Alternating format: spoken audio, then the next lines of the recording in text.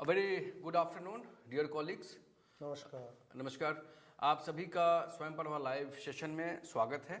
आप सभी को पता है कि ये NEP-PDP नेशनल एजुकेशन पॉलिसी पे जो हमारा व्यावसायिक विकास कार्यक्रम प्रोफेशनल डेवलपमेंट प्रोग्राम चल रहा है वो इसका 9वां बैच है और ये आज का ये हमारा बैच है उसका ये आज आखिरी सेशन है। आपको पता है कि हर एक बैच में हमने 6 sessions live interactive counselling session का रखा है स्वयं प्रभा चैनल पे। तो आज ये हमारा आखिरी लेक्चर है और इंटरेक्शन है बेसिकली आप लोगों के साथ। जो हमने पिछले 6 दिनों में विभिन्न मुद्दों पे नेशनल एजुकेशन पॉलिसी से जुड़े हुए जो टॉपिक्स हैं, जो थीम्स हैं, उस पे आपसे हम रूबरू हुए हैं और आप सबने बातें की हैं। तो उसी कड़ी की आज ये 6ठा जो है व्याख्यान है, डिस्कशन है, जो हम आपसे के सामने आज रखेंगे, शेयर करेंगे। और पिछले 5 दिनों में विभिन्न मुद्दों पे नेशनल एजुकेशन पॉलिसी से जुड़े विभिन्न थीम्स पे विषय पे बातचीत हुई है, जिसमें नेशनल क्रेडिट फ्रेमवर्क पे बातचीत हुई है, वोकेशनल एजुकेशन पे बातचीत हुई है, कंटिन्यूइंग मेडिकल एजुकेशन पे बात हुई है और online learning in higher education और एग्रीकल्चर एजुकेशन पे भी स्पेसिफिकली बात हुई है कि किस तरह से राष्ट्रीय शिक्षा नीति इन मुद्दों पे अपना पक्ष रखता है और किस तरह के दिशा निर्देश हमारे लिए जारी करता है। नेशनल एजुकेशन पॉलिसी के चैप्टर नंबर 24 में ख़ास तौर से ऑनलाइन डिजिटल एजुकेशन की बात की गई है। तो बातें तो ऑनलाइन डिजिटल एजुकेशन की हैं, लेकिन वो दरअसल देखें तो डिस्टेंस एजुकेशन की बातचीत हो रही है, क्योंकि डिस्टेंस एजुकेशन की मुख्तलिफ शक्लें हैं जो आज हम बातचीत करेंगे। और एक जो तरक्की याफ्ता शक्ल है, एक जो technology enhanced kind of teaching learning process है, जिसमें हम e-learning, m-learning, blended learning, online learning, digital learning और इन सारी चीज़ों को शामिल करते हैं। तो इन सभी पे विस्तृत साथ चर्चा होगी और इस चर्चा में आज हमारे साथ जुड़े हैं देश के जाने माने एक्सपर्ट, ख़ासतौर से open and distance learning system में प्रोफेसर C.R.K मूर्ति। उनका हम आपकी तरफ से और अपनी तरफ से हम स्वागत करते हैं। और संक्षिप्त परिचय प्रस्तुत करते हुए मैं ये कहना चाहूँगा, प्रोफेसर C.R.K मूर्ति ने मास्टर्स और PhD आंध्रा यूनिवर्सिटी से की है और PhD में जो इनका विषय था एजुकेशन डिसिप्लिन में इन्होंने PhD की है आंध्रा यूनिवर्सिटी से। और जहाँ तक वर्क एक्सपीरियंस का ताल्लुक है, he has about 38 years of experience in teaching and learning and different capacities as a researcher, as a trainer and as an ODL expert. Professor Murthy has been visiting various countries as a trainer, as an ODL expert, to share his knowledge and experiences with the people who are working in the open and distance learning system. And he has been frequent visitor of countries like Addis Ababa, Nigeria, Kenya, Liberia, Sri Lanka, Bangladesh, New Zealand, Dubai. And during these visits, he has been conducting capacity building program, training program for the ODL functionaries on the various themes of related to distance education and open education. He has about 5 books to his credit as a publication, and he has written about more than 10 chapters in edited books, research papers, more than 15 policy documents, about 7-8 policy documents he has prepared, and unit, as we know that SLM unit, self-learning material unit, is a very important component of open and distance learning system. So as a teacher, as a ODL practitioner, he has contributed about 10 SLM units. And beside that, he has been a member of various professional bodies. And most importantly, let me also share with you all that he has been a director of Staff Training and Research Institute of Distance Education at IGNOU and Research Unit of IGNOU.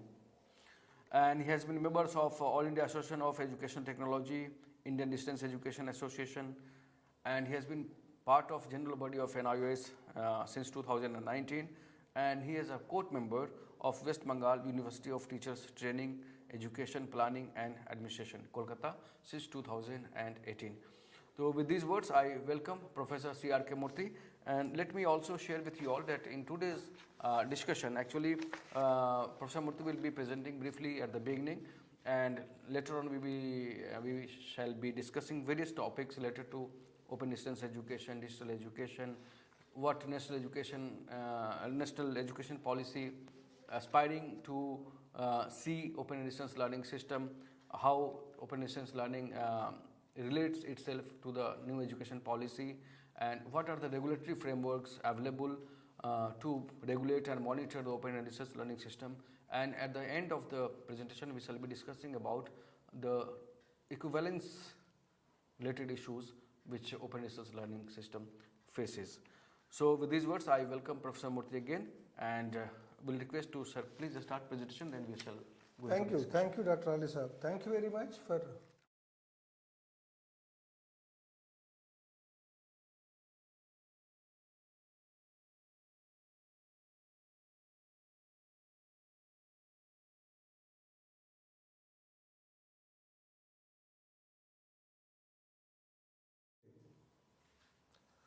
Thank you, Dr. Ali sir. Thank you very much for your kind words and nice introduction.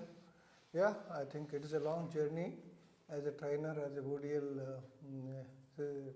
student of ODL, and then of course a bit of expertise over a period of time. I think the opportunities given by the University, Indira Gandhi National Open University, and at Stride as a trainer, interacted with the many colleagues. I think we have seen the many phases of distance education system. Of course, theoretically it is there, which we will touch upon a brief, but I think we as a colleagues, 85, 86 onwards, how the IGNO evolved and distance education system evolved in the country, and we are also grown along with that. I think that's where our strength lies, and our weaknesses also lies in that. When the system expanded, naturally you as an expert will ponder over the still on the quite a few issues. That's where we are stuck up. So naturally when you stuck, I think that when you don't get a solution, that's your weakness. Once you search for a solution, that becomes a strength. I think that's how the system goes.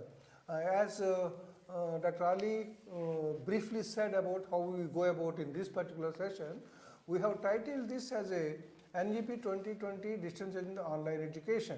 And this is a theme we wanted to discuss.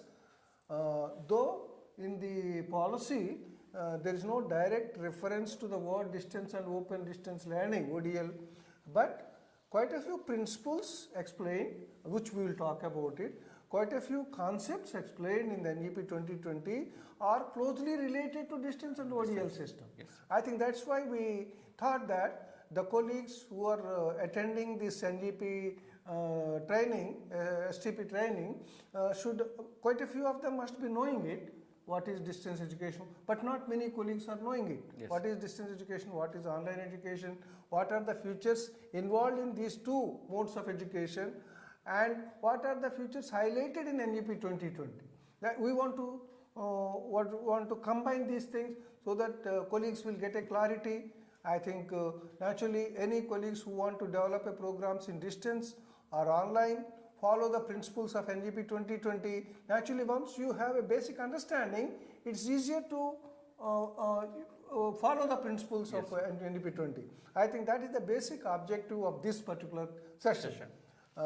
We thought that there is no specific theme we were discussing in the department, as a directly distance education is not there.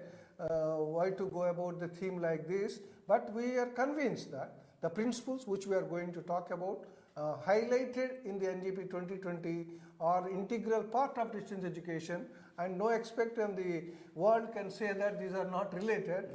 I think at IGNO, at least we at IGNO, we have been following the principles which we will talk about it, highlighted in the document NEP 2020. We have been practicing it and we've been following it at IGNO from 86 onwards. I think that's why we thought that we should share this thing with the colleagues who are attending this particular program.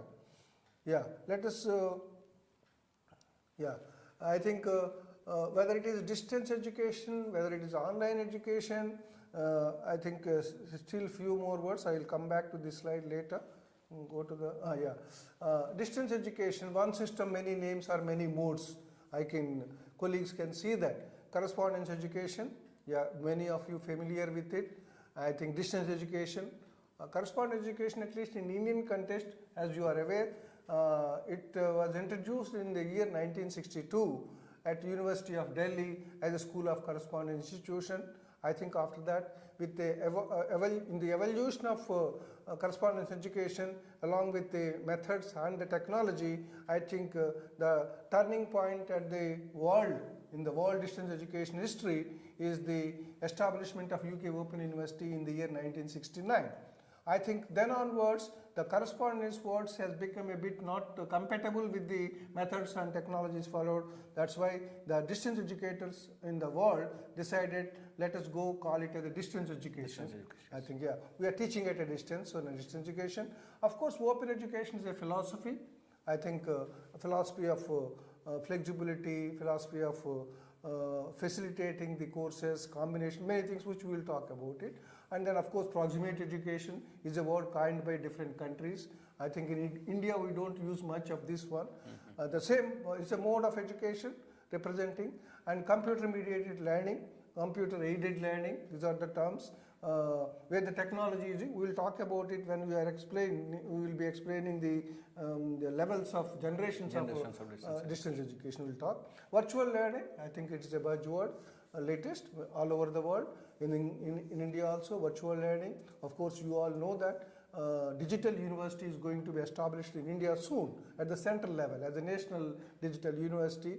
I think anytime you can hear sooner about the establishment, digital online learning. So that's what the word Dr. Ali said, that quite a few terms, even the chapter 24, the title itself is digital online learning.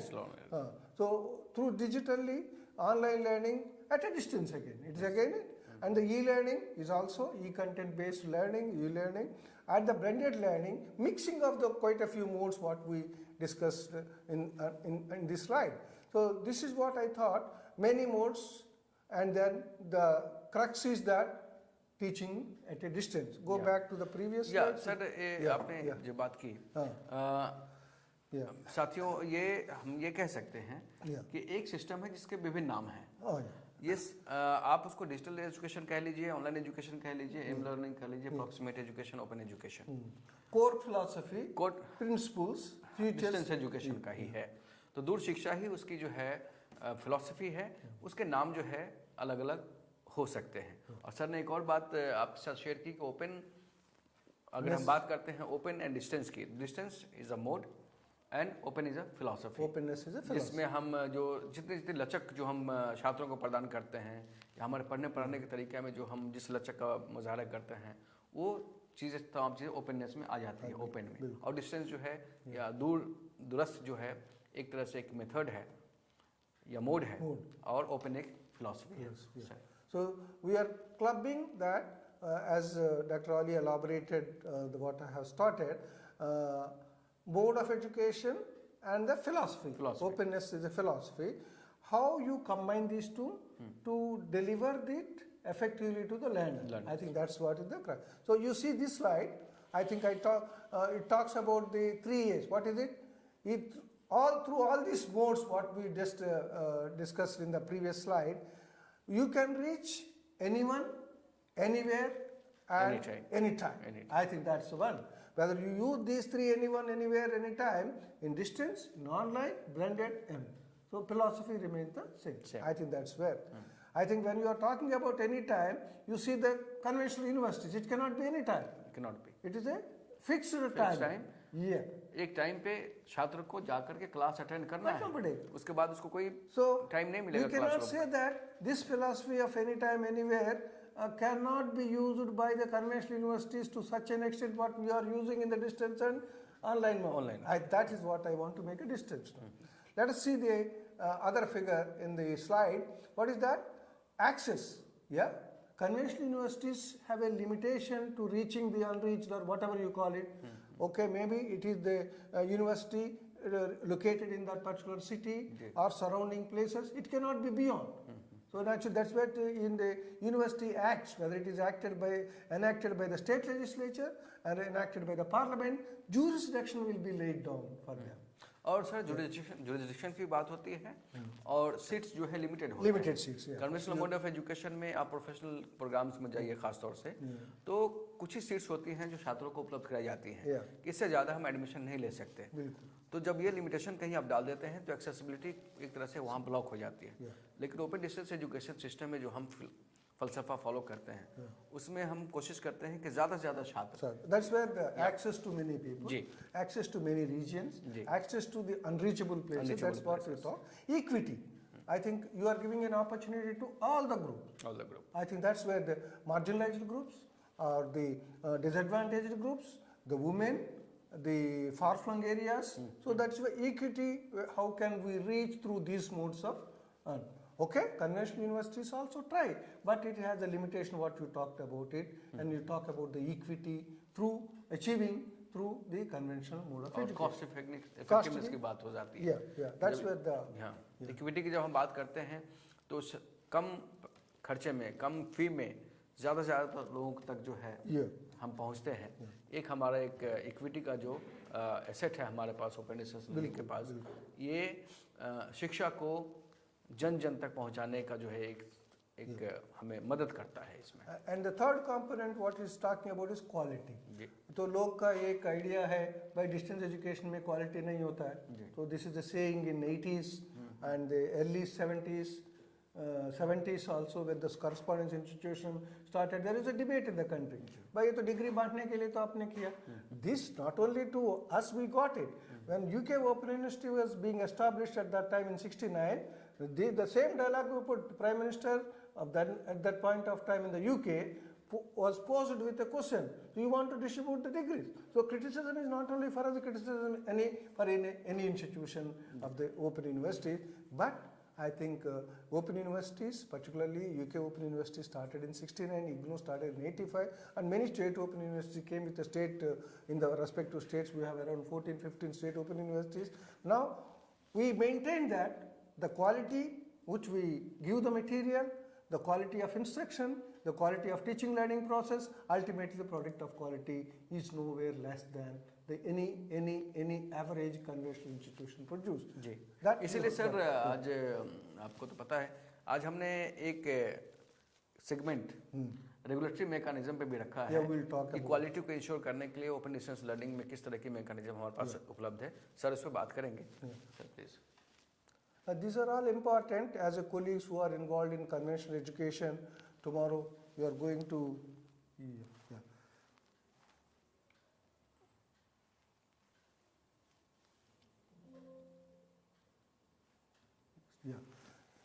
that as per the evolution of or growth of distance education, you call it all over the world, has undergone a significant transformation or significant changes have taken place in the ladder of evolutionary ladder of distance education in the world. I think as we started explaining the correspondence system, naturally correspondence system or correspondence model of distance education we followed in the 60s and 70s was basically depended on the print material. I think some sort of a print material may not be well designed and developed as such. I think keeping that as a first generation correspondence material or correspondence model as a first generation, Taylor, a very renowned distance educator in the world, in the 2001 he classified this growth of distance education in the world into 5 generations. First generation model is correspondence model, and second generation multimedia model. I think that's where whether it is Indira Gandhi Open University or other open universities in the India or the UK Open Universities and many other universities. In the Sri Lanka we have Open University, Bangladesh we have, Pakistan we have, so many all over the country there are many open universities. Those open universities started following the real distance education as per this evolutionary ladder or the generations categorized by the Taylor. And the second generation used the print as the core material, supplemented by audio programs, supplemented by video programs. You know, IGNOU in the 86 it was the design and developed the programs. when 87 the two programs launched, Diploma in Management and Diploma in Distance Education. It is not only the print material, we have best audio programs, video programs. After that, of course, some other universities in the world, open universities, distance education institutions started following computer aided or computer mediated interactive videos. And that's how the things, second generation is signifies along with the print and other technologies. When you come to the third generation model of distance education is teleconferencing. The technologies have developed by that time a bit more than the what you call audio video programs and interactive videos. Teleconferencing, two-way audio teleconferencing, two-way video conferencing, provided the affordability of the institution. So naturally video conferencing. So naturally the students will be assembled at the other learning end, and the EU experts sitting in our studios interacting through audio conferencing, start through video conferencing. Of course, at IGNOU also we have a very good studio where the audio conferencing is their audio studio. Video conferencing, it is the one-way video. The expert teaches and the students from the other side, I cannot see as an expert, but they can see the experts who are sitting in the video. That's what we call to the one-way video and two-way audio conferencing. Is the teleconferencing model, tele-learning model is the third generation of tele. Fourth generation has gone ahead. By that time, the technologies have gone ahead where the internet has come into the existence on a very extensive scale, World Wide Web, where the whole world revolves around the World Wide Web, www, and computer media. That's where flexible learning model, interaction through multimedia, interaction through internet, interaction through World Wide Web and computer mediated. So it is ahead of the third generation according to the Taylor classification. And the final fifth generation is intelligent and flexible learning. Flexible learning model is fourth generation plus intelligence. What is that intelligence?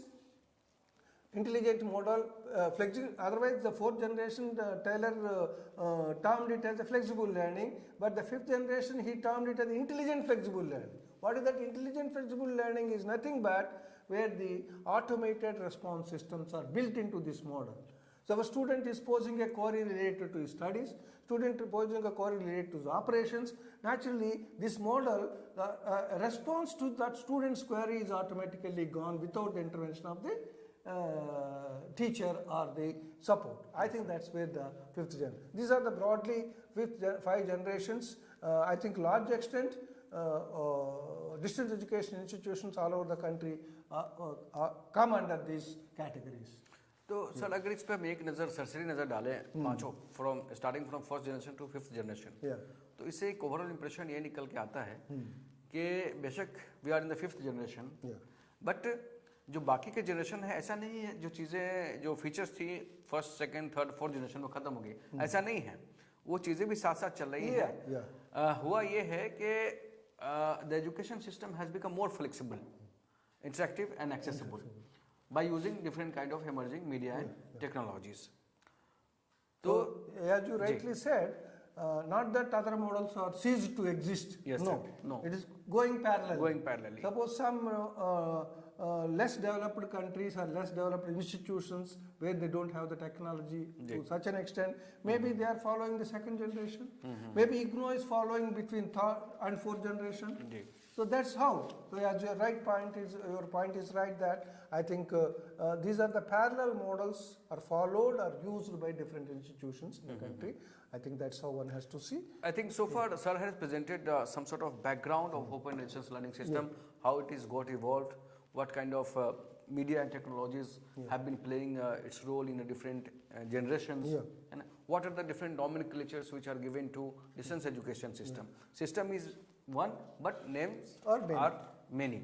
Now I would request Sir to please some light on what are the ODR principles, which is, it seems, already inbuilt in the national education policy. Sir, please highlight on those Thank you. issues. Let us see that as we briefly touched upon the distance education or any mode of learning what we talked, the core philosophies. Now let us see what are the issues raised in the policy 2020. Yes. Spirit of ODL throughout the policy, that's what we have seen it. In the beginning I said that maybe distance education is not mentioned as such, open distance learning is not mentioned, but the spirit is there throughout. I think many experts, we checked with quite a few experts, yes, this is the. So let us see that what are those principles highlighted. Philosophy and tenets of openness, this is what it talks about 2020. What is the philosophy of openness? That's what we just briefly visit. Philosophy of flexibility, flexibility in terms of age, in terms of duration, in terms of in the classroom, suppose BA first year classroom, you will find all the students around the age of 17 or 18. But here in our BA program, we have 18 years to the 60 years range, maybe at times beyond 60 also. Beyond 16 also. So this is where the one open philosophy, openness of that.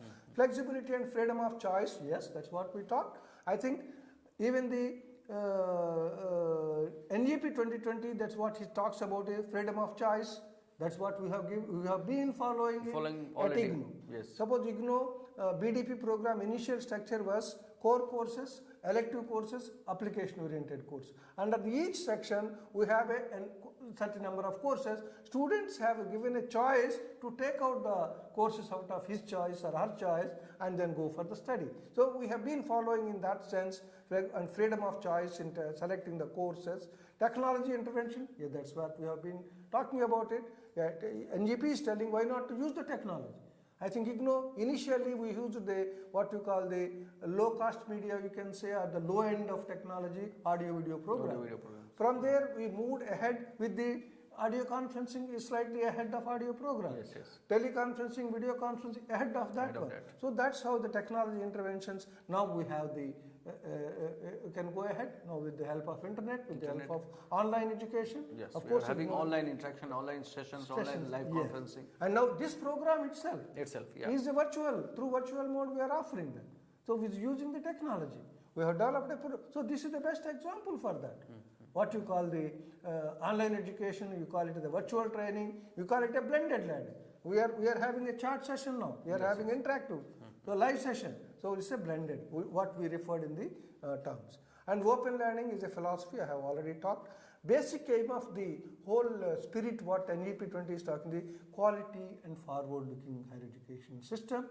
I think any higher education system should look for equality and look for the future in that sense. Yeah. Yeah. And few more principles what it talks about it is, it highlights multidisciplinary and holistic education. I think throughout the 2020 policy talks about is single discipline alone will not justify in the coming requirements of the students and the products of the university graduates. Multidisciplinary. What is multidisciplinary? I think it's a few specializations come together, few subjects come together and see that what are the commonalities, can you sit together and develop it. Yesterday we were talking about, for you, let me repeat that, agricultural education, when Professor Yadav was talking about it. Yes, agricultural education, he said that it is the sciences uses, agricultural sciences uses many other sciences into that one. Many other sciences use it. Suppose it uses botanist knowledge, it uses zoology, it uses the economy, it uses the other disciplines, veterinary science, even the animal husbandry. The mix of that. That's what he said. Sir, ours is a multidisciplinary this thing. Then he touched upon that.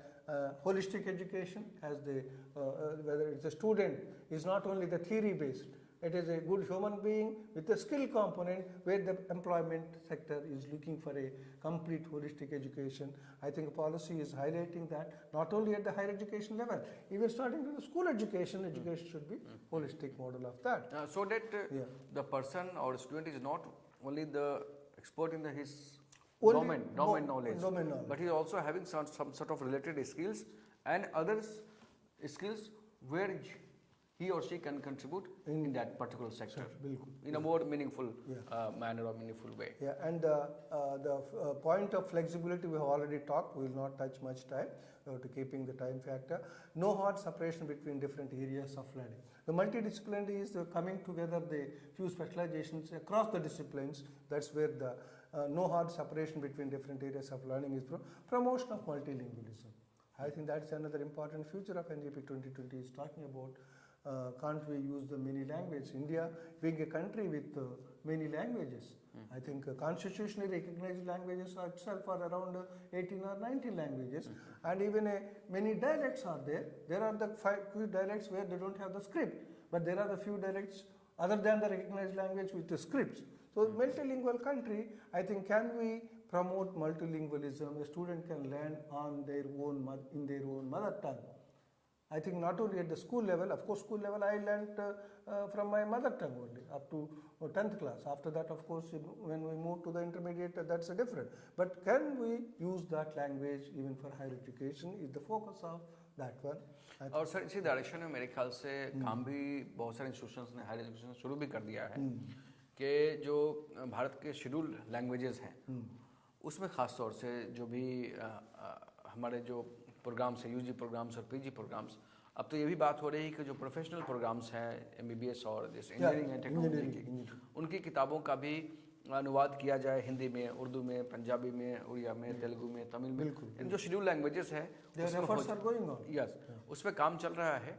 और जहाँ तक open distance learning की बात है और इग्नू का एक case अगर सामने रखें सर, तो हमारे कई सारे प्रोग्राम हैं जिसमें कुछ लर्निंग मटेरियल्स का ऑलरेडी अनुवाद जो है शुरू हो गया है और कुछ प्रोग्राम्स ऑफर हुए भी थे local languages. Certificate program in food and nutrition started in early 90s, which is offered in Gujarati, offered in Telugu, offered in Hindi, English, many languages.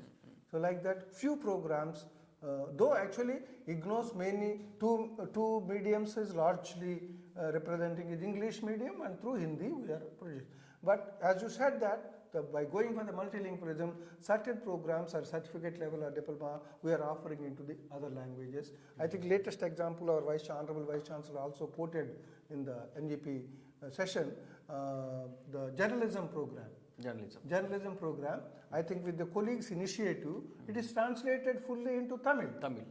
Because that is master level program. Master level program of that. So look at that. It's not difficult. Provided you have expertise, but that colleague is a subject expert of journalism, has the language background of Tamil. He said, I can do it. He took the help of Tamil colleagues and he himself is a good language expert. So he has translated MA program.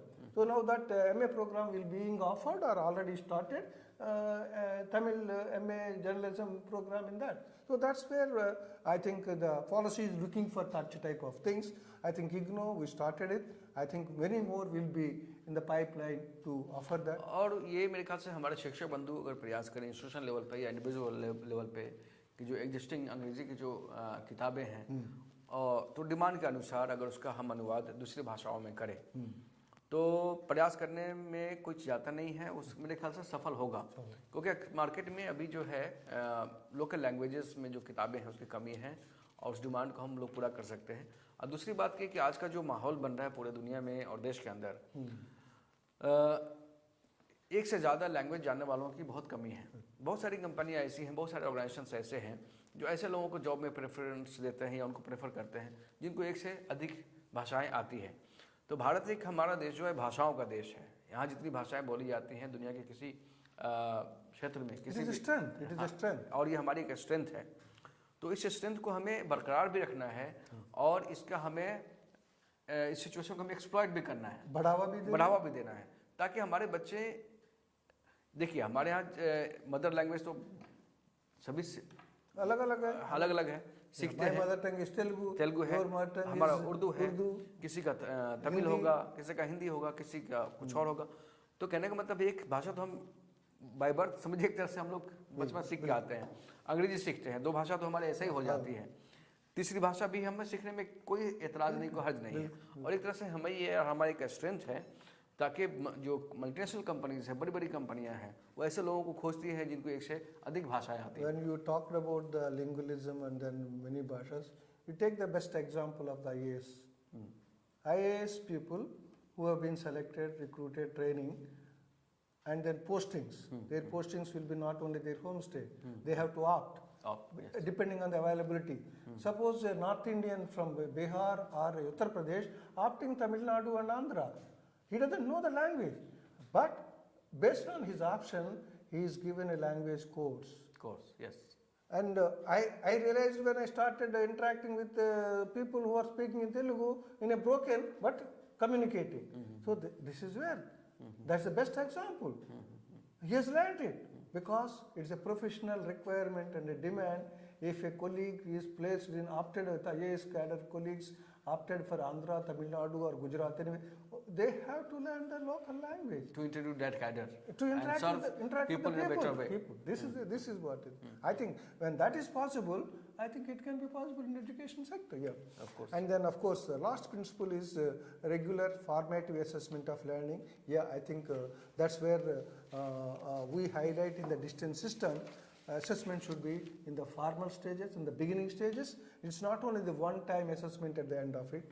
It's where, of course, I talked about the use of technology, extensive domain, respect for diversity and law. That's what we highlighted. Because the students of IGNOU are coming from different parts of the country and even at times outside the country as well. So it is a diverse groups. Naturally, to cater to the diverse group, you have to explain the diversity. And at the same time, local context also you have to fix it. When you are teaching a sociology, when you are teaching a political philosophy, political system, that's where the diversity, the global context and the local context have to be both explained. That's what we follow, and that's what the NEP 2020 is focusing on that. Of course, research is given a very significant role, and regular review. I think you have to follow the practices, review करके उसमें कुछ changes लाना है, and then of course inclusion of all the cadres in the implementation of NEP 2020 is the highlighted. Yeah. अच्छा sir, मैं एक चीज़ मैं जानना चाह रहा था, ये स्लाइड पे आ गया और हमने पहले भी बात की कि NEP का जो चैप्टर 24 है, this is exactly, that exclusively talks about the online and digital education. हमने ये भी बात किया कि डिस्टेंस एजुकेशन की ऐसा सीधे बात नहीं है, लेकिन ये ऑनलाइन डिजिटल एजुकेशन की बात है, ये तो वही है. Only distance education institutions are following all the principles since long time back. Long time. That's why we say with a confidence of practicing those principles. Yeah. और मोस्ट इम्पोर्टेंटली हमने जितने भी ओपन डिस्टेंस लर्निंग इंस्टीट्यूशंस थे, खासतौर से इग्नू में भी हमने देखा कि कोरोना के टाइम में, कोविड के टाइम में हमने किस तरह से टेक्नोलॉजी का प्रयोग करके, not only IGNOU, all over the world, starting from the schools to the higher secondary schools to college and universities, switched over to the online learning. Even conventional mode of education, जो कहते थे कि distance mode is some sort of inferior, उसमें हम कैसे जाके नहीं, उसको दूर रहो, तो उनको भी आना पड़ा और डिस्टेंस एजुकेशन का सहारा लेना पड़ा, टेक्नोलॉजी का सहारा लेकर के लर्नर्स को जो है फायदा पहुंचाने, उनको मदद करने के लिए. IGNOU with its own already following the principles of open learning and the technology based learning did not find much difficulty where the other institutions found a difficulty in switching over to the online teaching learning. जी, तो sir मैं request करूंगा कि जो chapter 24 में जो खास बातें कही गई उस पे आप. Yeah, I think you can see the slides, colleagues. What are the chapter 24 of the NEP 2020 titled as a online and digital education? What it talks about? It talks about robust digital infrastructure to be created. I think without infrastructure you cannot impart digital education. Best example at IGNOU, हमने जब शुरुआत किया था 1987 में, वो ज़्यादा technology नहीं थी. ऑडियो प्रोग्राम्स, वीडियो प्रोग्राम्स का छोटा सा स्टूडियो था उस टाइम में, तुगलकाबाद में रहता था. वो स्टूडियो में हम वहाँ जाके audio programmes, video programmes develop करते थे. उसके बाद infrastructure we got it from the Overseas Development Administration body of UK. Some equipment has come, but basically from the Japan, under the Japan International Collaboration Agency (JICA), we have a good studios now. What we are talking about, the teleconferencing, two-way video and one two-way audio program is the studio which was financed. So this is how, because of that infrastructure, we entered into the interaction with the students through Gyanvani, Gyandarshan, one-way video, two-way audio, all those things. That's where the first point, the infrastructure has to be created if you want to go for online education or digital education. And the pilot studies, yes, before you opt for online education, as you said that pandemic का दौरान पे जो किया, they don't know school teachers what is online नहीं पता वो कैसा पढ़ाते हैं, बच्चे सुन रहे कि नहीं सुन रहे उनको पता नहीं. So that they were given a brief training, but naturally pilot studies or pilot projects of that kind is needed. Suppose in IGNO case, from the day one, we also got the training from the other institutions. ODA, UK Open University से experts आते थे, we learned from them how they fall. Of course, we have modulated, we have modified, we have adapted. So this is where that. And then of course, we have quite a few projects like SWAYAM, I think where we are using extensively Government of India's SWAYAM platform, Diksha e-learning platforms. Those are to be enhanced, they are to be expanded to meet the requirements. Creation of engaging e-content, yes, that's where that. Games and simulations which are coming up, I think yes, that has to be extensively used. Actually, as a teacher, I should know first how the games can be integrated with my course content, how the simulations can be integrated. All those things have to be done. Proper online assessment mechanisms, yes. IGNO has been following the assessment mechanisms शुरू से. Formative assessment का मतलब है वो जो classroom में teacher interact करता है स्टूडेंट से, that's some sort of assessment. एक सवाल पूछता है टीचर, जवाब आता है तो बच्चों को असेस करता है वो सीख रहे कि नहीं सीख रहे. So this is where the assessment mechanisms, I think we have to use the technological tools to go for assessment mechanism. Setting up of more and more virtual labs. अगर साइंस बेस्ड प्रोग्राम्स है, practical programmes है, you have to go for the virtual labs, क्योंकि physical labs can not be taken everywhere. तो and then creation of a national education technology forum. This is a forum which is created recently established by the Government of India, where this focus will be online digital education, and they will facilitate the institutions who want to switch over, who want to expand it. And then adequate technology infrastructure to be created, that we have already touched upon. Training and development for teachers for using technology for online or distance learning, anything. I think this is a core point, because there will be a resistance to any innovation. For me, online digital education, जब distance education शुरू किया, that was a big innovation. It is a tool for bringing a social change in the world. It is kind as a distance educator, it is a tool. वो जो tool को तुम use करोगे, online को तुम use करोगे, teacher से I don't know online, how can I do that. अगर अभी पूरा हिंदुस्तान के कॉलेजेस है, 40,000 कॉलेजेस, 1,000 प्लस यूनिवर्सिटीज को तुम लागू करोगे, they will show the resistance, but the resistance have to overcome by giving a proper and adequate training and timely training. वो इंपॉर्टेंट है. So that's where I think you know that you are a sir हाँ, उससे संबंधित मैं एक प्रश्न आपसे पूछना चाह रहा था कि training and development of teachers to build their capacity, इस पर बातचीत की है, नेशनल एजुकेशन पॉलिसी ने भी की वेरी एक्सटेंसिवली. हाँ, ये बात अलग है कि कुछ बहुत सारे इंस्टीट्यूशंस हैं या विद इन टीचर्स भी एक रिलेक्टेंसी होती है कि हम ऑनलाइन बहुत टफ है, टेक्नोलॉजी में यूज नहीं कर पाता हूँ, कैसे करूँगा. ये सारी चीज़ें हैं, और हमें भी लगता है कि वाकई professional development of teachers to handle the technology and even other modes of वहाँ तो एक इम्पोर्टेंट है. सिर्फ ऑनलाइन का एजुकेशन का नहीं, सर ने डिस्टेंस एजुकेशन की भी बात की. जब डिस्टेंस एजुकेशन की शुरुआत हुई तो उस टाइम पे भी यही लगता था कि सेल्फ लर्निंग मटेरियल जो है, डिस्टेंस एजुकेशन का अपना एक अलग डिज़ाइन है, उसका एक अपना एक मेथोडोलॉजी है, वो कैसे हो पाएगा.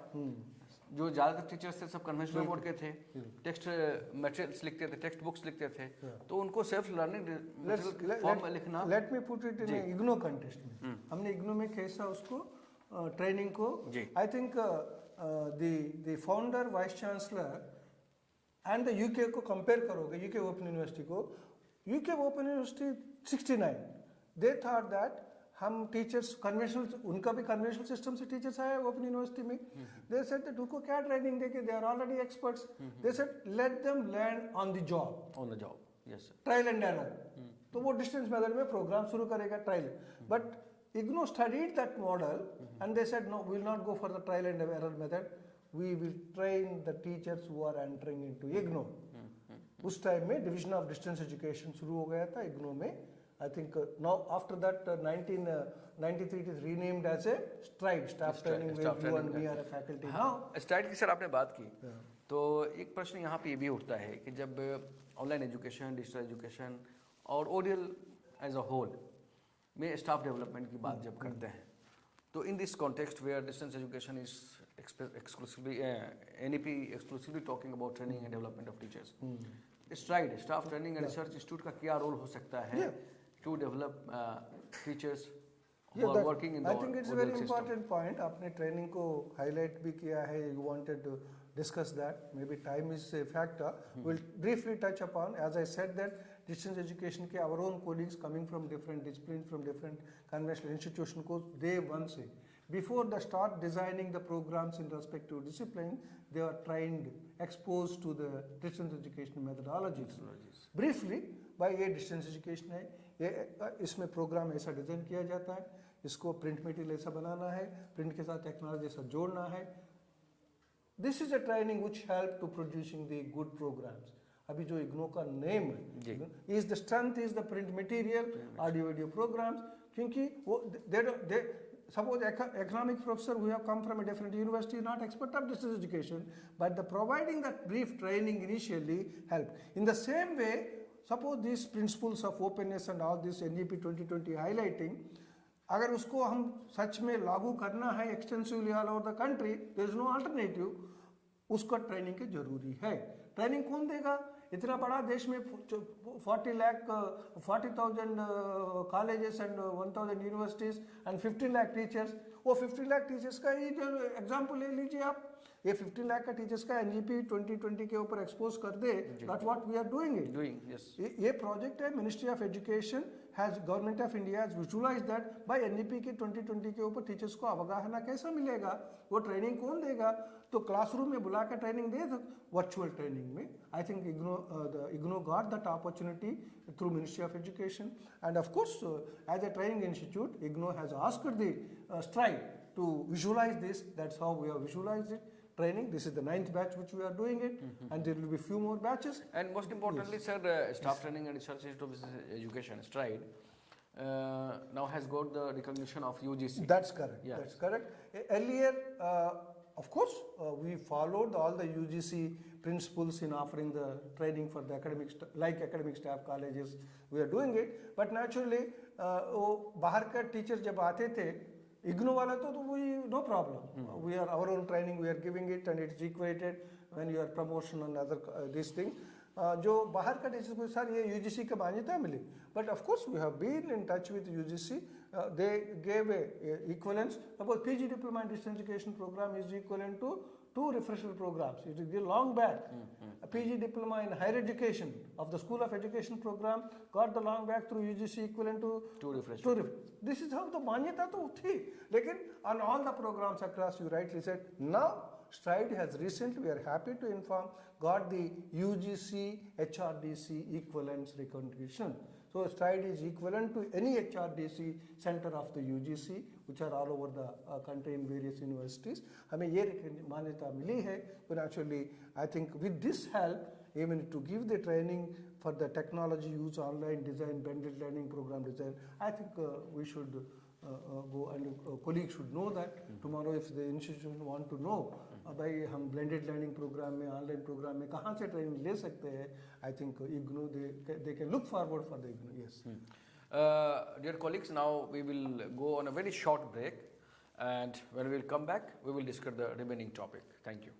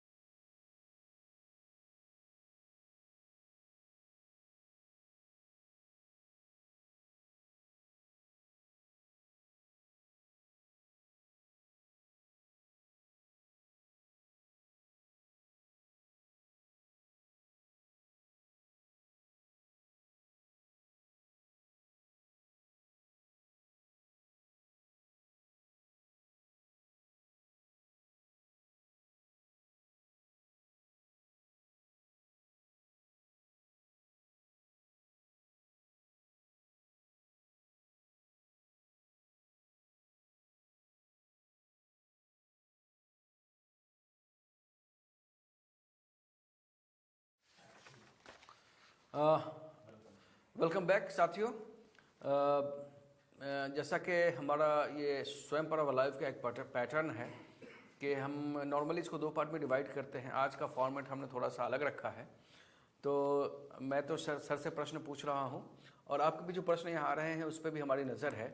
तो जो भी रिलेवेंट, चूँकि प्रश्न बहुत सारे आए हैं तो हम सभी प्रश्नों को शामिल तो नहीं कर सकते, तो जो रिलेवेंट प्रश्न है मैं सर के सामने रखूँगा। लेकिन अभी जो आज का जो हमारा जो डिस्कशन है उसको जारी रखते हुए मैं सर से आगे जानना चाहूँगा कि नेशनल एजुकेशन पॉलिसी और ओडीएल, एक तो हमने समझ लिया कि किस तरह से ओडीएल में ऑलरेडी बहुत सारी चीज़ें इनबिल्ट हैं जिसकी बात नेशनल एजुकेशन पॉलिसी करता है। तो अब आती है कि इम्प्लीमेंटेशन थ्रू ओडीएल, जो कुछ बातें नेशनल एजुकेशन पॉलिसी में ख़ास तौर से की गई हैं उसको ओडीएल में कैसे हमें इम्प्लीमेंट करना है, उस पर सर थोड़ी रोशनी डालिए। Okay.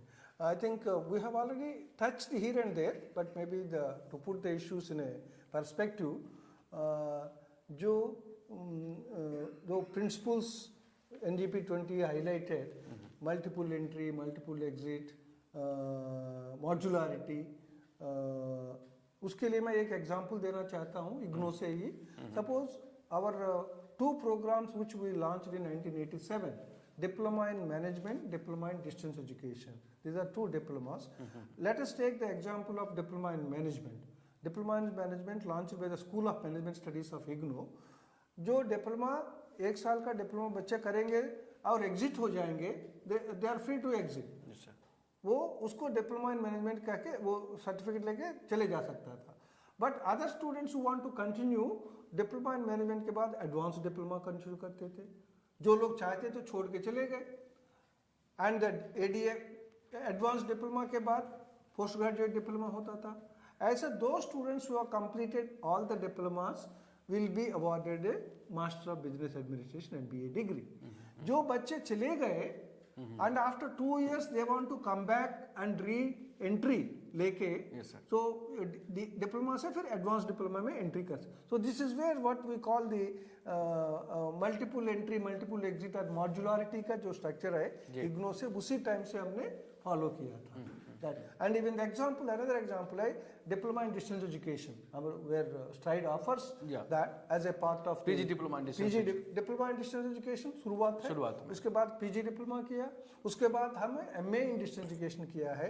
Those students who have completed DDE, they can exit, and then those students who have done PGDDE, the modified program of DDE, वो लोग छोड़ के चले जा सकते थे। But after a year or two, they want to come back and do the MA degree in distance education, वो second year में entry ले सकते थे। This is what we call the modularity और multiple entry or multiple exit का जो scope है। I think we have experimented not only in these two programs, और कुछ और भी programs है इग्नो का, ये multiple entry multiple exit। Sir ने बहुत अच्छा उदाहरण दिया है MA डिस्टेंस एजुकेशन का कि अगर आपने पहला साल फर्स्ट ईयर आपने कंप्लीट किया है तो you can exit with having PGDDE, PG diploma in distance education. और अगर आपने 2 साल कंप्लीट कर लिए तो यू गेट द, या कोई ऐसा भी छात्र है जो पहले से उसने PGDDE किया हुआ है तो इफ ही और she wants to join the second year, what you call the lateral entry, they can come and join in. These are the practices where the IGNO has been practicing. Maybe I think IGNO have to modify a bit to suit the latest philosophy which is highlighted in NEP-20. That modifications or alterations can be done at any point of time when you are designing the new program and you are revising the existing programs. We can do that. I think that's the basic example of that. And then of course multiple entry, multiple exit, use of technology, you already multiple language you discussed at length. Skill development is another important thing. Skill is the component. I think IGNO में जो BA program को initially BA undergraduate program के मैंने example दिया, application oriented course which are compulsory for the final year BA students. Application oriented, even what is application oriented? Script writing in Hindi.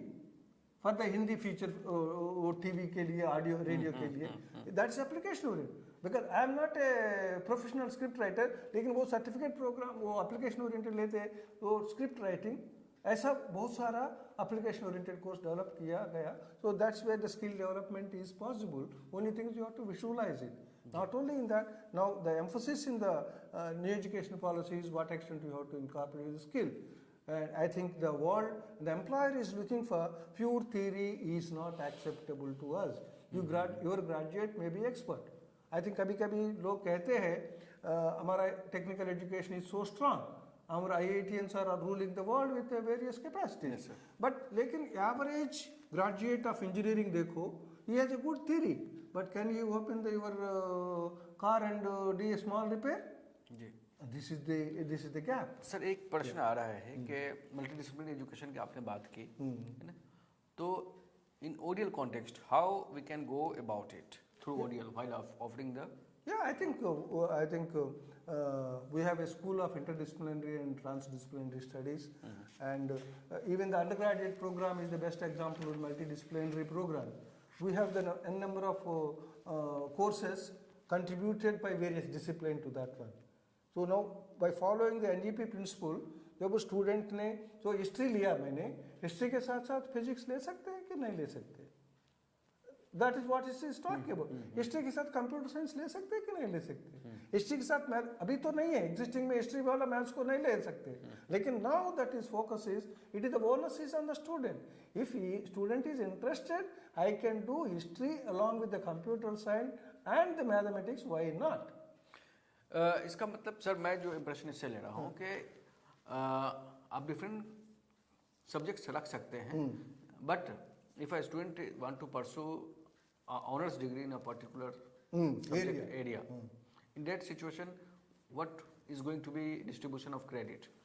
I think that of course now the 4 years undergraduate program which is visualized in the policy, UGC has come out with a clear guidelines. I think it's in the public domain now. University of Delhi has already introduced the undergraduate program.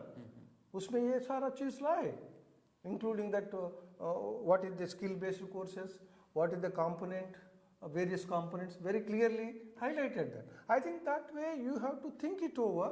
Otherwise student को कौन सा discipline चाहिए, कौन सा, suppose even take existing disciplines itself, management science में there are many disciplines incorporated. Statistics होता है, statistics there in every discipline. By research methodology, take any subject, statistics, is it not multidisciplinary? Yes. Econometrics, what is econometrics? Is a mix of both economics and the statistical models incorporated. So this is how the one has to sir, what I am taking impression कि national education policy talks about if an engineering students wants to learn music, we should not stop him or her. तो मुझे लगता है कि वहाँ पे आपका जो core competence है टेक्नोलॉजी, वो तो आपका रहेगा. Major credit will be related to your subject area, your domain of knowledge जो आप पढ़ रहे हैं, मेन मेजर सब्जेक्ट आपका है. उसके अलावा जो optional electives I think now the उसमें आप रख सकते हैं. credit framework which has come again, ji. I think that's what yesterday we were discussing in the department, and that is where undergraduate student who have earned courses from different institutions. This is what your answer to your question. Suppose मैं IGNOU से 60 credit courses किया है of my interest and choice, and बाकी जो 40 credit है मैंने Delhi university से कुछ किया, JNU से कुछ किया है, और विश्व भारती यूनिवर्सिटी से कुछ किया. Now I say that's what NGP is visualizing. तो student has done from many institutions. Academic Bank of Credit तो यही तो बोलता है, भाई तुमने 60 credit IGNOU से किया, तुम्हारा अकाउंट में डाल दो, तो 20 क्रेडिट आपने DU से किया, डाल दो. Now it is 100 credits. Now we are eligible for a graduation degree. Who will award the degree? That's what you are asking me. Now, as per the policy, the philosophy of the guidelines which is released, that's what I have not gone through the details. They say that the students who have had the maximum credits, say 50 above credits from which institution, that institution has award the degree. I think that's how the thing. तो उसमें ये नहीं है तो मैं मेरे institution से तुमने 50 किया है, बाकी सके तो मैं नहीं दूंगा. No, you have to follow the guidelines prescribed by the University Grants Commission, very clear-cut guidelines which are coming out, not only on this issue, on various issues highlighted in the NGP 2020.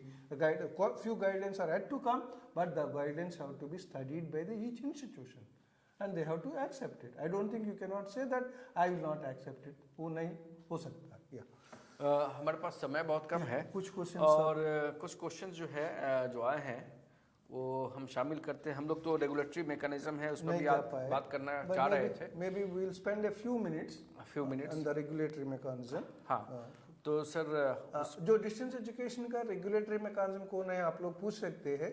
I think because time की वजह से हमने detail वे में नहीं जा पाएंगे, but major features जो distance education में when IGNOU act was passed by the parliament in the year 1985. तो वो जो उसमें दो मैंडेट्स दिया इग्नो को, as a university you design and develop a programmes and offer. That's any mandate like any universities mandate. वो जो सेकंड मैंडेट था इग्नो को दिया गया, it has to nurture the distance education, promote the distance education and develop the distance education across the country. This is a what you call a regulatory role कहो या apex role कहो या national role कहो, कुछ भी कहो, this is given. It is unusual. It is unusual or a unique model, not only in India, even in the world, we can say at that point of time. Nowhere a university is performing a role of a university and the regulatory role कहीं नहीं था. तो इग्नो को यही dilemma में था उस time में.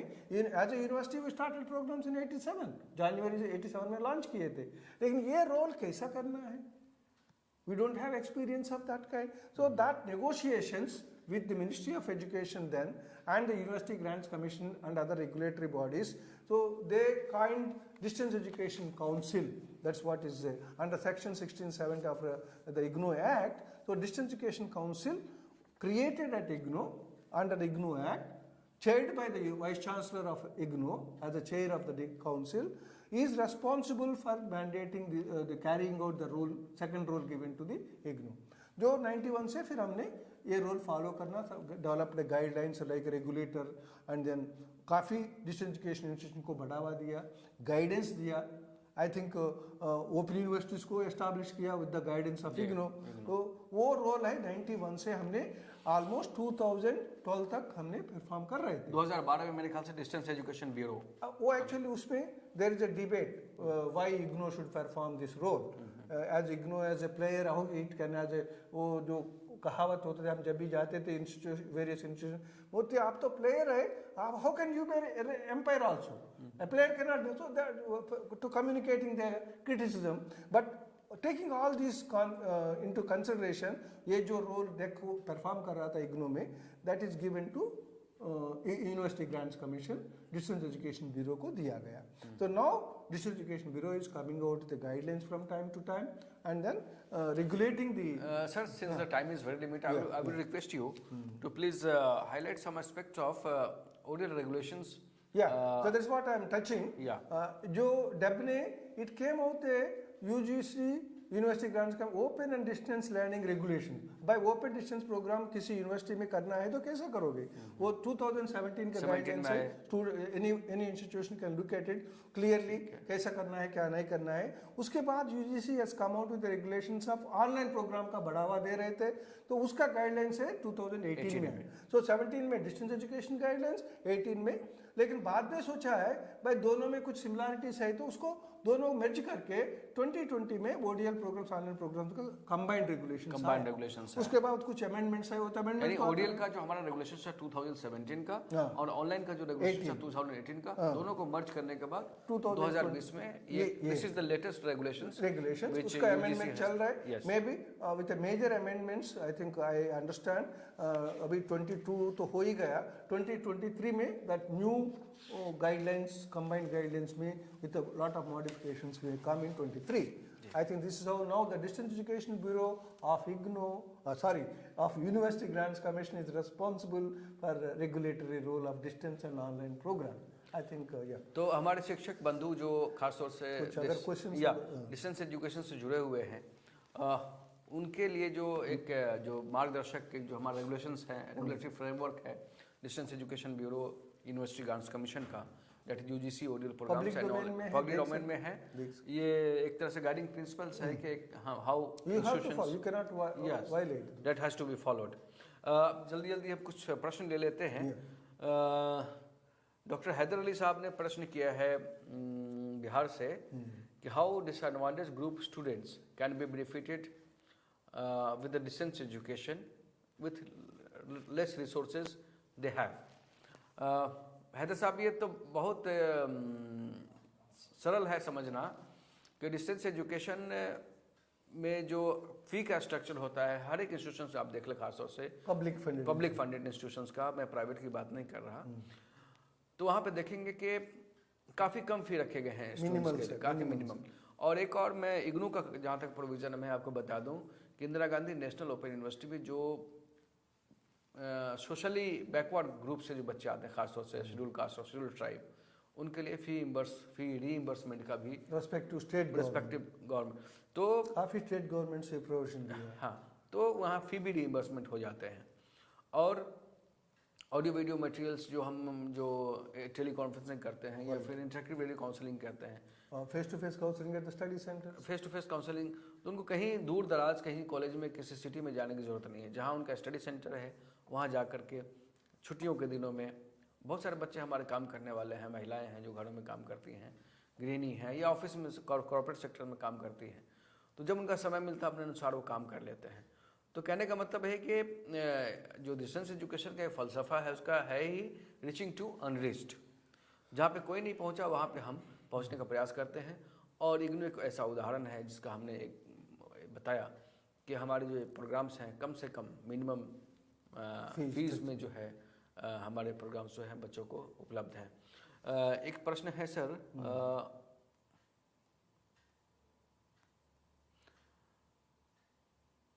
हाँ, एक है कि online fee should be minimum for online distance learning. जो हमारा fee structure face to face ये डिस्टेंस मोड में है, कुछ ऑनलाइन मोड में भी सेम रखा गया है। We have for information we could not cover those online programs. At IGNOU we have 40 plus online programs. 40 से अधिक online program, starting from certificate level, diploma level, undergraduate and postgraduate program. MBA, our MBA is also online now. So even MA in distance education we just offered online. So there are many programs are there with almost 40 plus programs with 10,000 students are already studying in the online program. So this is for information. और एक और ये प्रश्न था विवाह मदन साहब से, एक और आप सूचना के लिए बता दें, आपने ऑनलाइन प्रोग्राम्स की बात की, जो मुक्स में जो प्रोग्राम्स ऑफर हो रहे हैं, जो कोर्सेज ऑफर हो रहे हैं स्वयं प्लेटफॉर्म पे, ये तमाम कोर्सेज फ्री ऑफ कॉस्ट हैं। आप बिना एक पैसा खर्च किए हुए वो कोर्सेज को आप कर सकते हैं।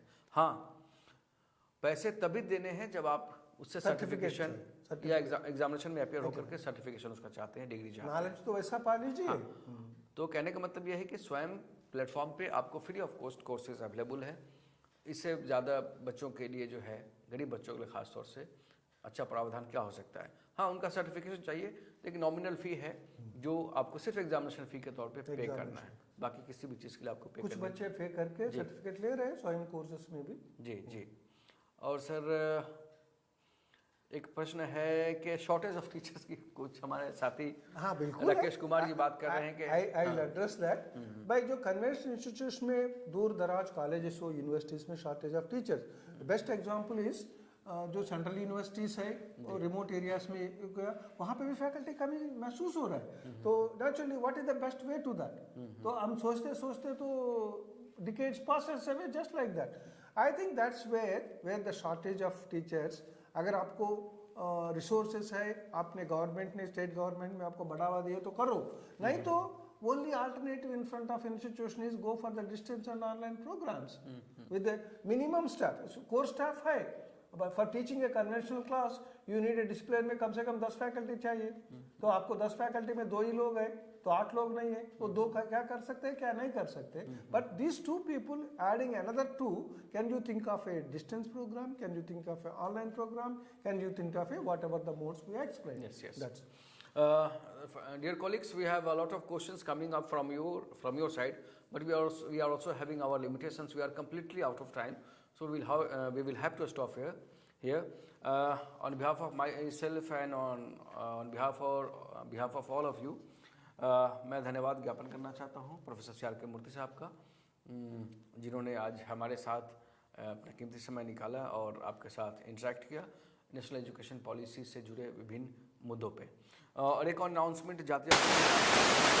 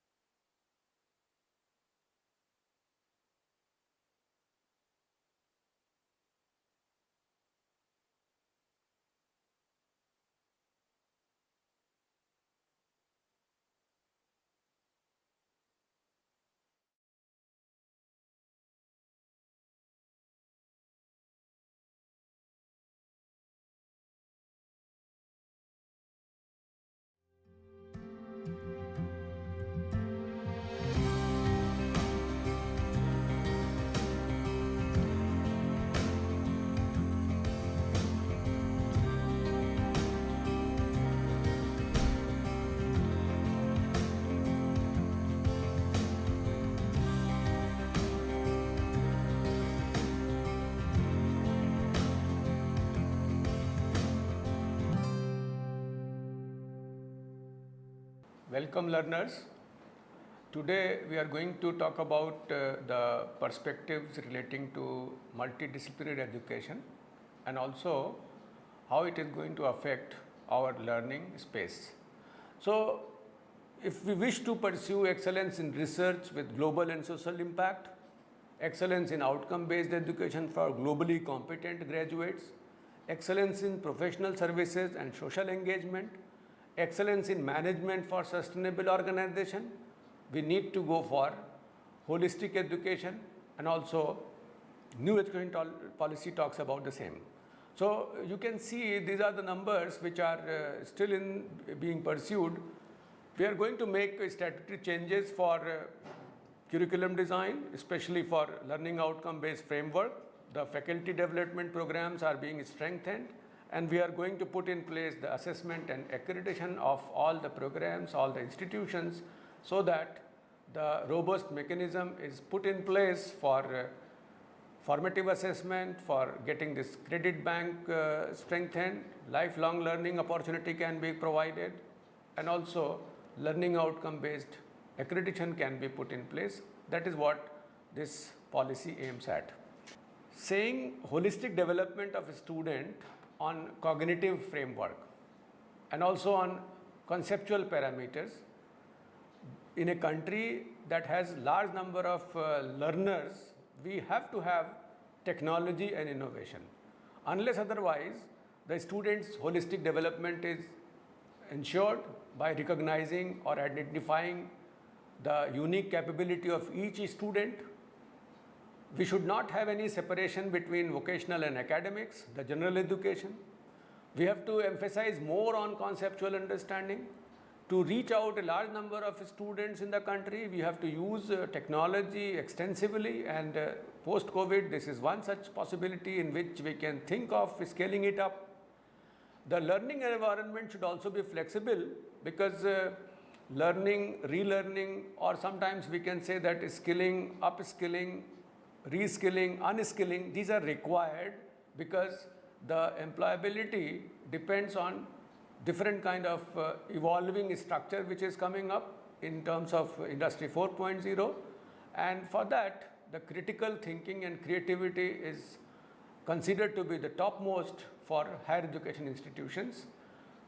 Should not be limited only to the low level of competencies. We should move to high level of competencies, and then only we can have respect for diversity and for the local concept. So there must be the concern for inclusion in curriculum, pedagogy, and also the policy. The quality is one such important framework which need to be emphasized, and be it institutions, be it your pedagogy, be it the learning system, the learning communities, everywhere, entire framework should look at the universalization. There must not be a gap in knowledge or a gap in the performance in one spatio-temporal frame. For example, in one part of the country, if we are lacking in quality, we are not doing justice to the HEI. And for that, we have to start understanding what the differences are there in different kind of educational strategies. We were teacher-centered till date, but we should go for student-centered. Whatever a student requires, we have to provide them. For example, there are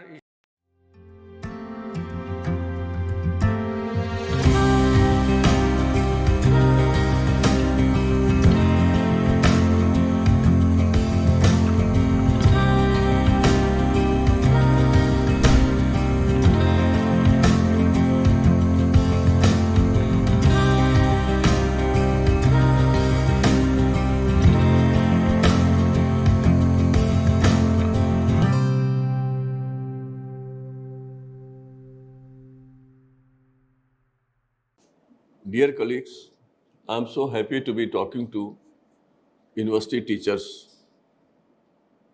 Universities, as we know, are the centers for creation of knowledge, dissemination of knowledge, generation of knowledge, augmentation of knowledge, and there are certain stages with which all of you are familiar.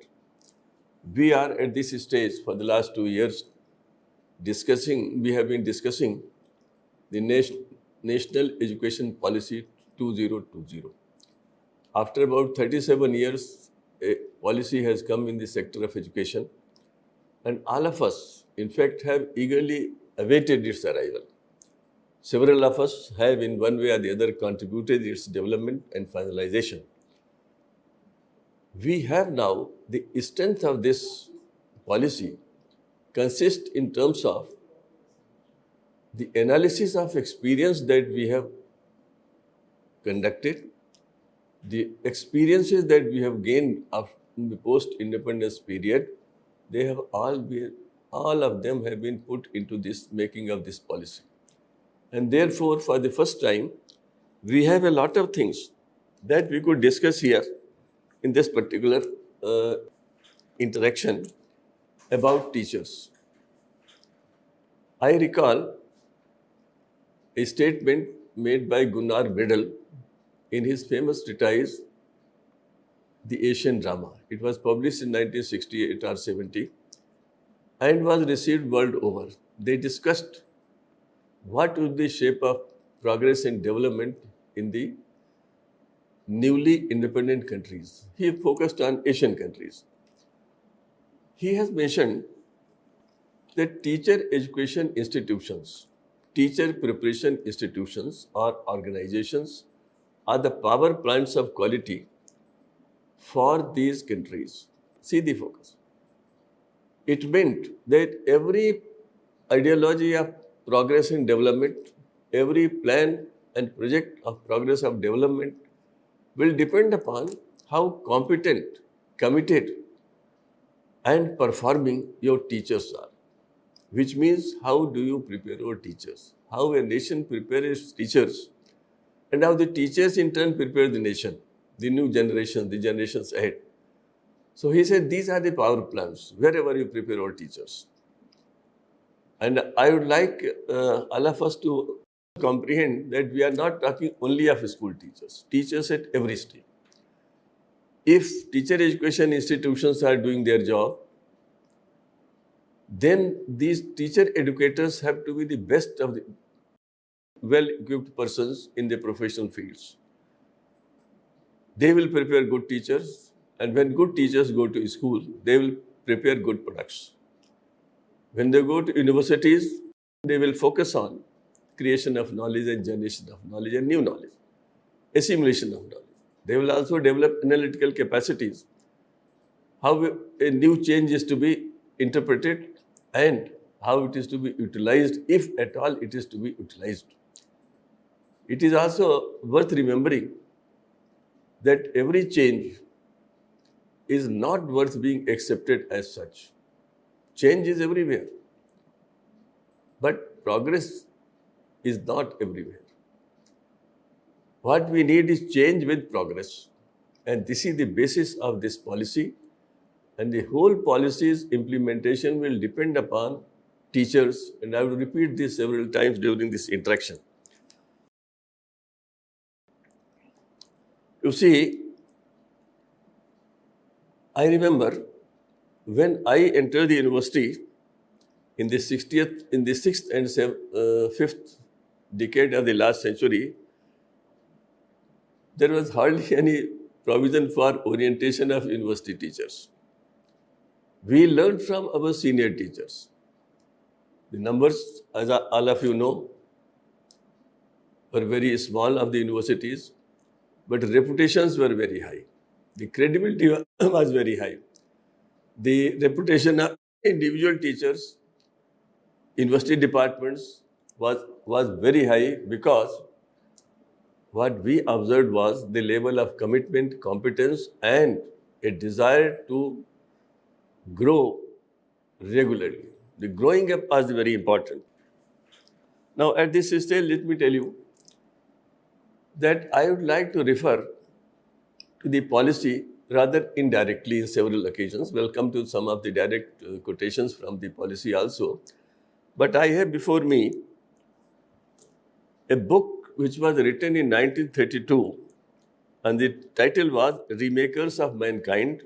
The writer was Karl Washburn. Karl Washburn. He had an interaction with Gandhiji, and he said, what would be your goal in education? You see, I'm referring to something like 1930 or so. Book was published in 1932. He asked Gandhi at that stage, what would be your goal in education? And all of us know Gandhi was working very hard on education. And we'll make some reference to it later on. So, Gandhi's goal in education, he said, in one single term was, my goal would be character building. And then Washburn writes that Gandhi further told him, I would try to develop courage. Now see, these are the things that will determine the role of university teachers in the new education policy, in the National Education Policy 2020. Gandhi says, I would try to develop courage, strength, virtue, the ability to forget oneself in working towards great aims. What more could be said? This is more important than literacy. Academic learning is only a means to the great end. And this great end has 4 terms, extremely important terms, which every teacher has to internalize. The terms are courage, strength, virtue, and ability to forget oneself in working towards great aims. What more one could expect? Now, if we go to what the policy says several times, the Indian tradition of learning, we all have to comprehend what is the ancient Indian tradition of learning, which produced wonderful treatises on knowledge, scholarship, and so on. Their intuition, their efforts, their tapasya could be seen in the scriptures that India has from ancient times, and which have attracted the attention of the world over 2 centuries ago. It all began, and it continues. It has not yet been fully comprehended. Now, the very process of education in the current context has to remember one more thing, and all of us have to remember that no country can go ahead with a transplanted system of education. We have been talking a lot about this. We had criticized this system also very much. But now the national education policy gives us a system without any criticizing anything of the past. It gives us a future-oriented system. And as teachers, we have to grab the opportunity. I would like to refer to a small term. For the role, we shall use the term Uttardayitva. Uttardayitva is something which arrives from, in the Indian tradition, from the 3 debts that every one of us inherits as we take birth in this country. Our ancestors told us that when a person is born, he is indebted to, or he is in debt of, he owes 3 debts. First, Pitred, debt to the parents, to the family. Devrin, the debt to the nature. And Rishiran, the debt to those who have created knowledge, generated knowledge, and given us ways and means by which we are using that knowledge. And I will not go into elaborating these, but I would mention that if we analyze these in the current context, it refers to family bonds, our obligations to families, society. It refers to our obligations to nature, and it refers to our obligations to the knowledgeable, to the learners, to the Gyanis. Now, if you see the problems of today, because you shall be preparing, you are preparing the young persons who will develop the ideology of progress and development ahead. So, if you go around these 3, you will see most of the problems arise globally and nationally because we have been unfair to comprehension of these 3 basic postulates of how to live a human life. If we had taken care of our debt to the nature, if we have understood aparigraha, things would have been very different. We would not have been holding meetings, international conferences and confabulations on climate change, on pollution of air, pollution of water, and so many other environmental pollutions. But we did it. Let me tell you, the world of education is not the world of information alone. Information is necessary. It is not a world of knowledge alone. Knowledge is necessary. But it is also necessary on the part of teachers to comprehend the Gyan and Buddhi. सूचना, जानकारी चाहिए, ज्ञान चाहिए, बुद्धि चाहिए, और इससे मिलाकर हमें विवेक भी चाहिए. The rich heritage and the policy, let me quote from the policy, how it summarizes this. The rich heritage of ancient and eternal knowledge and thought has been guiding light for this policy. Now this we have to comprehend. This will give us continuity of the ancient Indian tradition of knowledge quest to the present knowledge scenario.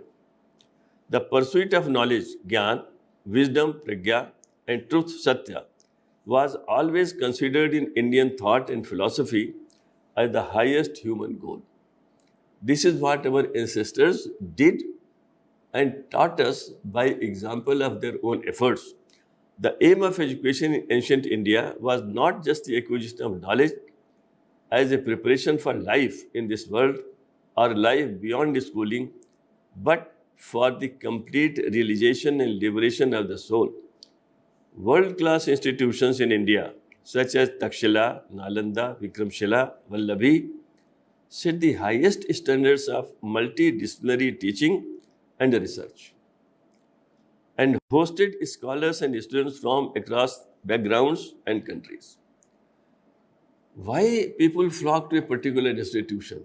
because of the credibility of the institutions and credibility of the teachers. Every university is known by the contribution of their teachers, and which teachers who understand their role, their uttardayitva to the new generation, to the society, to the aspirations of the young and expectations of the nation. It all depends on the teacher. Again, link it to the Gunnar Mendel's thesis. This is what it has been said here also. And the policy expects that once again our universities will rise to the level of Takshila Nalanda, interpreted in the current context, and we shall be able to attract people. We need not announce that we are going to become Vishwaguru. If we move ahead, it is others who will come to us and say, yes, you are the Vishwaguru because you have so much of the storage of knowledge, so much of systems of creating knowledge that we would like to be part and parcel of it. There is one more paragraph that I would like to refer to it, but before that, let me mention that when the UNESCO's Delos Commission report was released in Geneva in 1996, I was present there. And this, as all of you know, was the report of a commission, independent commission appointed by the UNESCO to consider and give ideas on the shape of education in the 21st century. Jacques Delors gave a speech at that stage and said, education in every country must be rooted to culture and committed to progress. I have not forgotten their sentence ever since 1996. I always mention it. And I think this is what our policy does this time. It links the policy in toto to the tradition of Indian education systems. Let me also refer to one point. As teachers, what we are doing, many of these, I am going to mention 4 aspects, 4 stages of teaching and learning, which could be the summary of Indian tradition of that developed in Gurukulas and continues for quite some time. And that is like this. First one is Adhyan. All of us know what is Adhyan. That is what happens in the classrooms, in the libraries, in others. The second aspect was Manan. Once you have heard a lecture, you have delivered a lecture, give a chance to the learners to think about it. What have I learned in the last 40 minutes, 50 minutes or 1 hour? And the moment the learner goes into this second aspect, Manan, a couple of questions will arise. His mind will active. He will have different opinions. He will like to say something more. He will like to know something more. And then it is the third stage is the Chintan, which roughly can be said to be something similar to peer learning. Talk to your friends, talk to others, talk in groups, interact.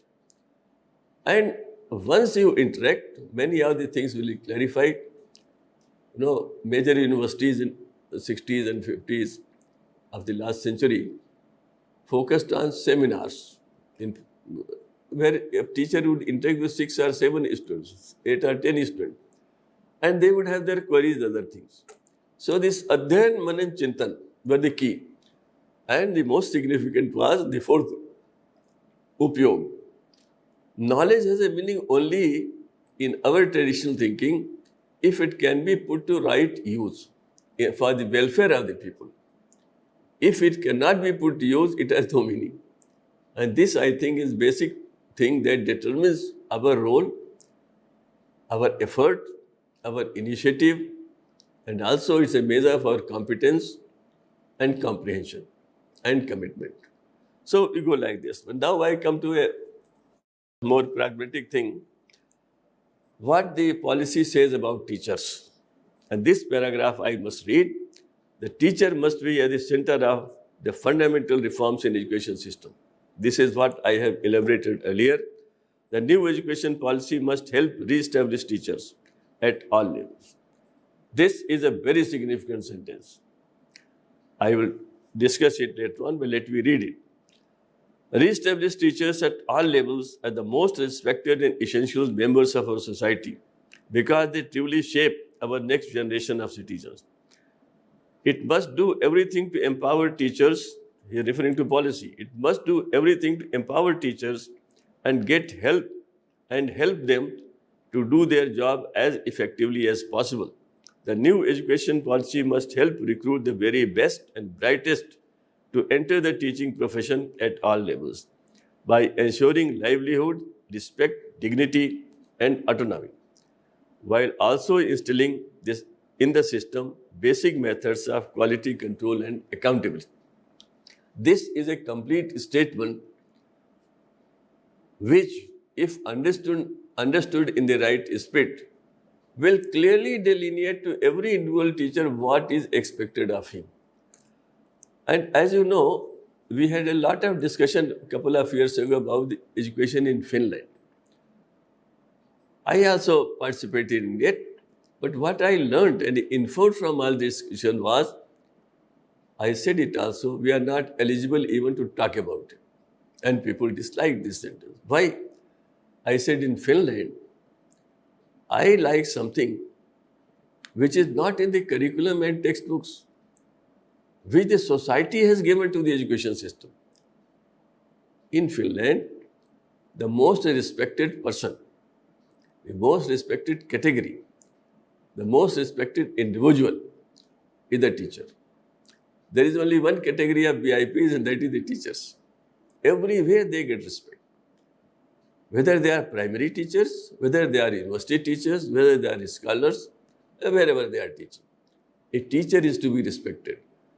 This re-establishing the teacher, the teacher shall be re-established. Exactly. The traditional respect that Indian teacher enjoyed and which many of us had witnessed in our younger days has dissipated. There are various reasons, and no, we cannot go into this. Most of things are known to you, but a couple of things also I will mention in this. What can be done to empower teachers? If the teacher is satisfied, now a teacher cannot be satisfied if he is working as a C.R.K or a Guruji or expected to perform all the duties on a small honorarium, uncertain of what will happen after 3 months, 4 months, and 10 months. A teacher cannot be expected to do research if he is working as a guest lecturer in a university or is being paid on lecture basis. This is not this giving respect to the teachers. I am happy and satisfied, and I have high hopes that one of the things mentioned in the policy is that only regular teachers shall be appointed. If this can be achieved in this country, I am sure the quality of education will rise at least 15 to 20% without any other additional inputs. So this is one thing. The other is the administrative system, the systems of governance must give due respect to teacher everywhere, whether it is the office of the district education officer, whether it is the office of the Higher Education Council or the University Grants Commission, anywhere. If a teacher comes, he has to be given due respect. And the other aspect that the society has to consider, and all of us have to consider, how can we attract the most talented persons to the teaching profession? We know that it was that some 60, 70 years ago, we got the most talented persons. Now there are so many avenues, there are so many other systems which are more attractive, and we will not be in a position to say that we are getting the best of the lot. But yes, we have to try our best in this direction also, and we hope that after the policy is implemented, this system of appointing people on temporary basis, ad hoc basis, remuneration basis will vanish. It will give a tremendous amount of self-respect to the teacher, and every teacher who is expected to contribute must have a self-respect of the highest order. And one thing that I would mention is, all of us, this is our role, this is our responsibility to see that to realize we are creating the future of this country. You are creating the future of the country. You are giving direction to the lives of young persons. Gandhiji once wrote that his mother had told him, if you can save the life of one person, or if you can shape the life of one person, your life is successful. If you can do it for two, if you can do it for more, your life is more and more successful. Then he says, teachers can shape the life of not one or two, but hundreds and thousands. All of us are doing it. But let us be conscious of it. You are creating the future of the country. Never forget this sentence, even if things are not that happening the way we would like in the system, we shall be doing. I would like to mention a particular episode. In an international meeting, after my lecture, somebody stood up and said, I have stayed in India and I have seen the university system, I have seen the school education system. I am surprised why the system doesn't break up. It doesn't collapse. There is so much of disorganization.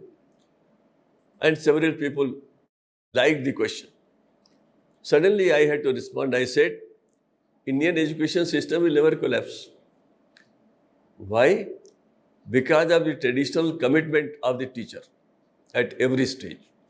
Wherever a teacher is there, he knows that he is doing a pious work. He is helping people to grow. And therefore, this system will never collapse. And I am confident that our teachers who work in the most difficult conditions, whether it is a university, think of the state level universities which have hardly 2 or 3 or 5% as regular faculty members. And I am really worried how the implementation of this policy will take place. The only hope lies that state governments and central governments will take very urgent steps, highly necessary steps to recruit people. You can enhance the quality of research, quality of every effort only in that light. Let me tell you one more thing which I like repeating to audiences whenever I talk, and that is the educational leadership. I hope after the implementation of new policy, education leadership shall be consciously developed at every level. When I was a young person, my cousin, the vice chancellor, principal, was of a person who was respected by the society, who is a fountainhead of knowledge, scholarship, and who is a Gyani. Kings and emperors take dust from the feet of the Acharya of the Gurukulas. That is what can bring us up to level of Finland and others. He was the supreme person, the knowledgeable, the Gyani was the supreme person. We have to go back to that stage. The Kulpati should have the highest level of respect. The Acharyas should have the highest level of respect from the society. And the term Acharya, in fact, it defines all the roles of the teacher. Acharya are the icons. Think of a school child when the age of 7 years, when he goes, and after a few days, after a month or so, he tells the parents, oh, madam ne jo kaha hai wo sahi hai, aap galat keh rahe hain. The first icon of a child is the teacher. And this continues till he reaches the university. And many of us shaped our lives because of our teachers, the way they were conducting themselves, the way they were growing up, the way they were contributing to generation of knowledge, the way they were dealing with other faculty members, the way they were helping the newly recruited faculty members. All this we learned from them, and this is something that matters. Now here, I would like to quote from something published by Vivekananda Institute of Human Excellence, Hyderabad, on a scholar and a Gyani. Kindly permit me to read it, because we are referring to Taxila and Nalanda and Vikramshila, and we want to go back to that level or even higher than that. So now, how shall we proceed as teachers? I quote from this publication, scholarship and wisdom are not one and the same. A scholar is but a pandit without any wisdom. I would say a scholar could be a Pandit without any wisdom. And a Jnani is wise, sometimes without being a scholar. All bookish knowledge is scholarship. There is no guarantee that scholarship will certainly lead to wisdom, nor is there any certainty that a scholar will bosom as a wise person. Scholars may be large in number, almost in every country and age, but wise ones are rare, here and there, now and then. They are born to guide mankind. Sri Ramana and Sri Ramakrishna are Jnanis. Adi Shankara is both a scholar and a Jnani. It is wisdom and not scholarship that keeps us always calm and tranquil, serene and sober, peaceful and blissful. It keeps us above want. So it is better to be wise if we are to choose between the two. Now here what I wanted to, why I have quoted this is with a purpose. You see, I give an example in which many teachers have relished. You see, when the Los Alamos experiment, the atomic bomb explosion experimental took place in 1945 in Los Alamos, it was utilization of the highest knowledge available at that stage. But then what happened? While the scientists were thinking of how to utilize this knowledge for the welfare of mankind, those in power were thinking of something else. They had the authority and Hiroshima happened, Nagasaki happened. Knowledge can be misutilized. Knowledge can damage. Knowledge alone can damage. And therefore, I like the statement which I read from Bertrand Russell. Russell said, and this is something very important for as teachers, for us to know, man has no chance of survival if knowledge only remains knowledge, but if we could transform knowledge into wisdom, he would not only survive, but will be able to ascend to greater and greater heights of achievements. In fact, I read it first and then I was thinking how to understand this. Then this Hiroshima came to my mind. Knowledge alone could do so much of damage. And it is doing today also. We have now so much of atomic weapons, nuclear weapons, and the whole world is watching. Ukraine is happening.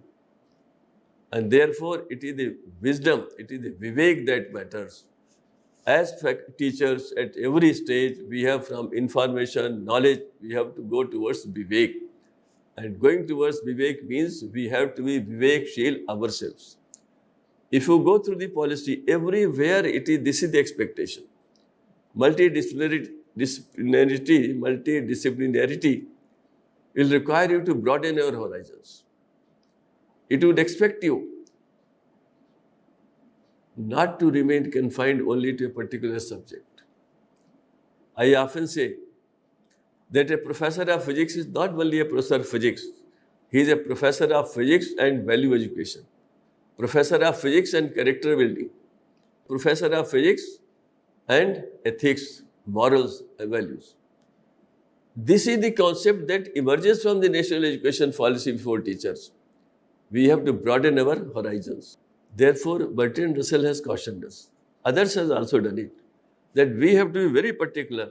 And he also says one thing, and this I think is very significant when critical thinking, analytical thinking aspects have been discussed in great detail in the policy. Now, as teachers in universities, we find certain inconvenient learners. And if you go through properly a proper analysis, as many of you have been doing, you will find some of those uneasy learners may have certain issues which, if solved, could bring out the best out of them. They may be brilliant, they may be very sharp. And this is our role. Our role is to ensure the individual differences are properly understood and inputs are provided accordingly. We can do it.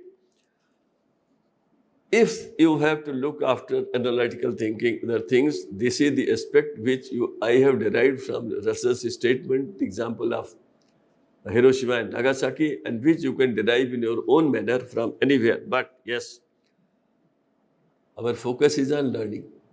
It has been said that assessment procedures, examination systems have to change, and we shall not have any place for rote learning, what has been traditionally in our concept. Very nice. But first you have to prepare teachers who know how to evaluate, who can evaluate, and who should be innovating on how to evaluate the total achievements of the learner at every stage. Transitioning from marks and grades to a higher level of assessment of the individual's growth and personality is not an easy task. And all our tasks are not easy. We have to strive very hard to understand and then put before the society, before the young persons, what changes we shall bring down in assessment and learning. Now, this policy also has a lot for us to understand in terms of the philosophy of education as it has developed in India. I have mentioned this, the 4 terms, Adhyan, Manan, Chintan, Upyog. And along with that, I could also mention Prasth, Pratiprasth, Pariprasth, the great dialogical tradition. And I think I can also go into other things, but many of you are familiar and those details can be discussed, but those 3 terms were wonderful terms. Now, I also mentioned about Rishirin, Daivarin and Pitrin. All this links to the Indian tradition of knowledge, generation and creation and transfer. But now let me come to some recent past. And there I would like to mention what is Indian ethos, what teachers must understand. What is the Indian ethos before teachers? All of us know about Gandhi. Gandhi gave us a 3x3 matrix: head, hand and heart, body, mind and spirit, self, society and nature. Let me repeat.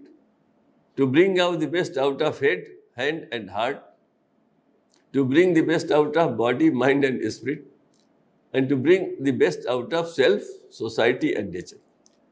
It is same. In the broader perspective, it is same. It is put in different manner. Gandhi's contribution to education still has a relevance. Basic education he used to talk, and today we say there will be no distinction between vocational education and academic education, liberal education. It will require tremendous effort on the part of us, the teachers, to integrate these two and generate interest in both. We need really scholars and gyanis who go to the highest level of researches. We also need people who can utilize these researches and transform them into practical gadgets and such applications that will help the society. And Gandhi always used to say, the last man in the line. Vivekananda. The Delos Commission report which I referred to is titled Learning the Treasure Within. When I saw it for the first time, the immediate tinkering of mind went to Swami Vivekananda's statement, education is manifestation of perfection already in man. It's a wonderful thing. Every learning is within the learner.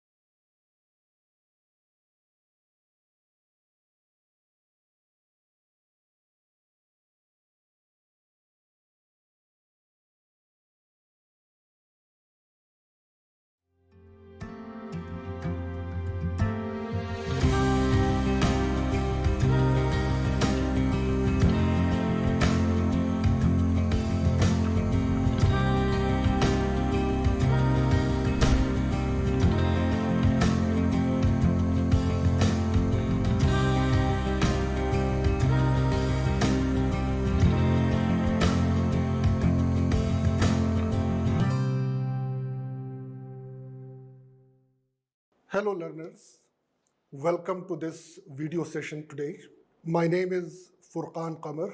I am professor at the Center for Management Studies in Jamia Millia Islamia. I also had the privilege of working as Vice Chancellor of the University of Rajasthan and the Central University of Himachal Pradesh. Also served as Advisor Education in Planning Commission and as Secretary General, Association of Indian Universities. Today, I'm going to discuss and speak on the issue of the importance of research and what are the prerequisites for promoting high quality research in higher educational institutions.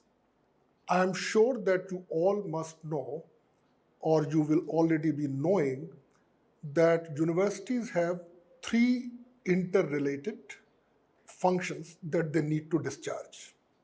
The first function is that they need to generate knowledge. This is what makes universities different from school education. Universities are not only into the business of communicating knowledge or transacting knowledge, but they are essentially aimed at generating new knowledge, opening new frontiers, adding to the existing body of knowledge, and these are all the functions of research. These we do through research. Of course, the second important function of the universities are that you communicate, you transact knowledge for the benefit of your learner, and essentially it should ideally be a partnership between research and teaching, and in that case the teaching becomes very relevant, directly appropriate and contemporary, enabling students to become able to solve real life situations. So that should be the focus of the teaching. The third dimension of the research is that whatever universities do, either through research or by preparing students through their teaching abilities, the universities should be able to contribute for the general development, social and economic development of the communities nearby, and also for the larger good of the whole nation and of the world as a whole. So thus teaching, research and extension or community engagements are important component of higher education. Amongst these three, many experts consider that research is most critical and most crucial dimensions of a university life. You take away research from the universities and universities would be anything but higher education institutions. Now there are certain details that we need to see as to why research are important. Now these days everybody speaks about the national education policy and what it prescribes. We know that the National Education Policy 2020 is targeting to take the participation rate in higher education from the present 27% to about 50% by 2035. The National Education Policy also aspires to have a system of education that India is second to no other country in the world. Now, India would be second to no other countries in education only if India is able to produce original research, see that these researches are monetized, these researches are commercialized, and they lead to not only the registration of patents, but they also lead to the commercialization of those patents. It is therefore not surprising that the National Education Policy 2020 mentions the idea of research and importance of research in over 37, 38 pages out of the 6-page document. And a number of academic reforms initiatives that it proposes is also aimed at promoting research in higher educational institutions. Now, the essential of the research that when a country or when a university is able to produce better high quality research with the help of their teachers and also with the help of their research scholar and other students on the campus, we could say that there are some prerequisites which need to be addressed.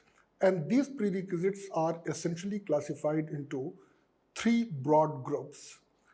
We need faculty, we need funds, we need freedom, and all of these three dimensions have also been emphasized in the national education policy. Let's first take funds as a prerequisite.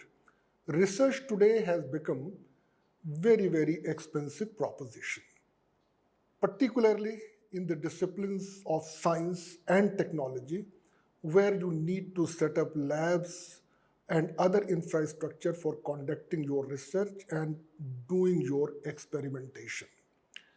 Not only that, a general infrastructure development which makes or creates a good teaching learning environment on campus plays a very critical role in motivating people.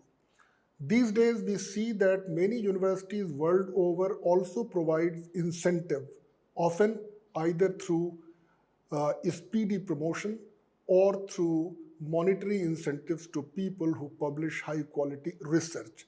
So all of these things taken together need money, need resources, need funds. And the national education policy talks about the creation of a national research foundation.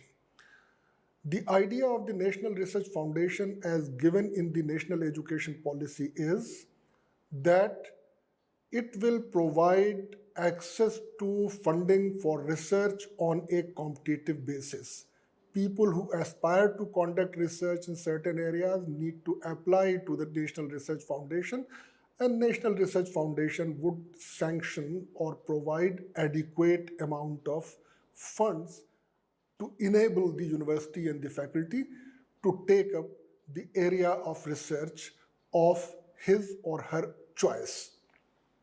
The policy, in fact, makes sure that this National Research Foundation will provide funds over and above the funds which are already provided by many other existing institutions like the University Grants Commission for General Higher Education, the DST, DBT, and CSIR for scientific research, or by any other funding agency that exists at the moment. They will continue to provide funds, but over and above, this National Research Foundation would provide additional funds.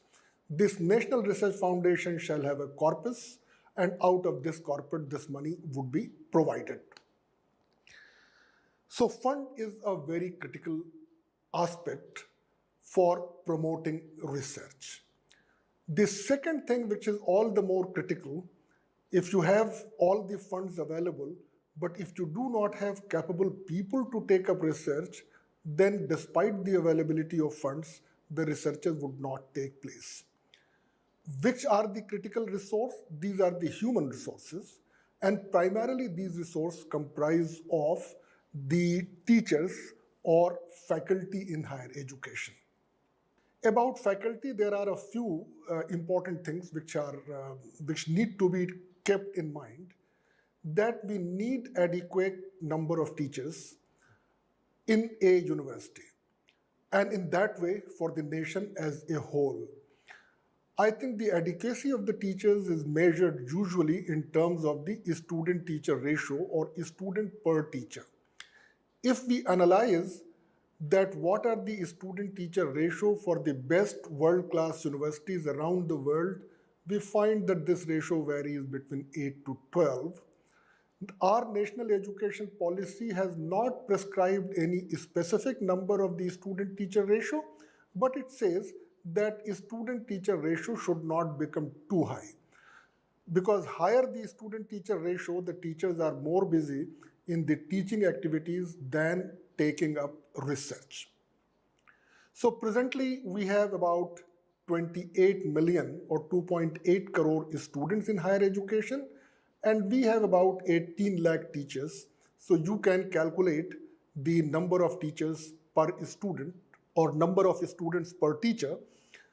And in India, in higher education, our student-teacher ratio is still higher. And that is where the policy says that that number should not be high, that number need to be kept within a certain limits. So policy prescribes about the adequacy of the teacher. In addition to the adequacy of the teacher, what is critical is the quality of the teacher. And from the quality of the teacher's point of view, the draft national education policy was more specific, and it said that no teacher should be appointed on ad hoc or contrary or on guest faculty basis. Rather, the teachers should be properly appointed, properly recruited on full-time basis, so that right from day one, they could be engaged into their teaching, research, and extension activities. So quality of teachers are that the teachers are with suitable qualification in terms of the norms that has been prescribed for each department. At the same time, the quality of the teacher is also decided on the basis of their dedication and commitment to engage effectively into the teaching and research activities. So the focus should be on attracting the best talent that is available. Of course, I cannot say that the best talent, because the best perhaps is not a term which will apply, because we have to select people from within the talent pool that is available within the country. And what is that talent pool? The people who have qualified junior research fellowship or NET examination, or have completed PhD, or have qualified the GATE examination. These are some of the tests that determine the quality of the teacher, and it is only these people who are appointed. Many institutions also give some weightage, some preference to some foreign training by the students so that they could bring in the best techniques from anywhere in the world. So quality and the commitment of the teacher is extremely important. And the third dimension for creating that ecosystem is freedom, which in the academic circle is also known as the idea of the university autonomy. When we say autonomy, that does not mean autonomy or freedom to do whatever an individual or whatever a university wants to do, but the consensus on the definition is that by autonomy we should mean the freedom to do what we are expected to do. So what a university is expected to do? The university is expected to do teaching, research, and extension activities. And to be able to do these things, the universities need freedom, need autonomy. And that is why we see that over a period of time, there have been a lot of discussions and deliberations as to how to make universities free and autonomous. Of course, the other side of the coin is accountability, and quite often, policy planners insist that autonomy is fine, but then the universities should also be held accountable. Now, how do you hold a university accountable?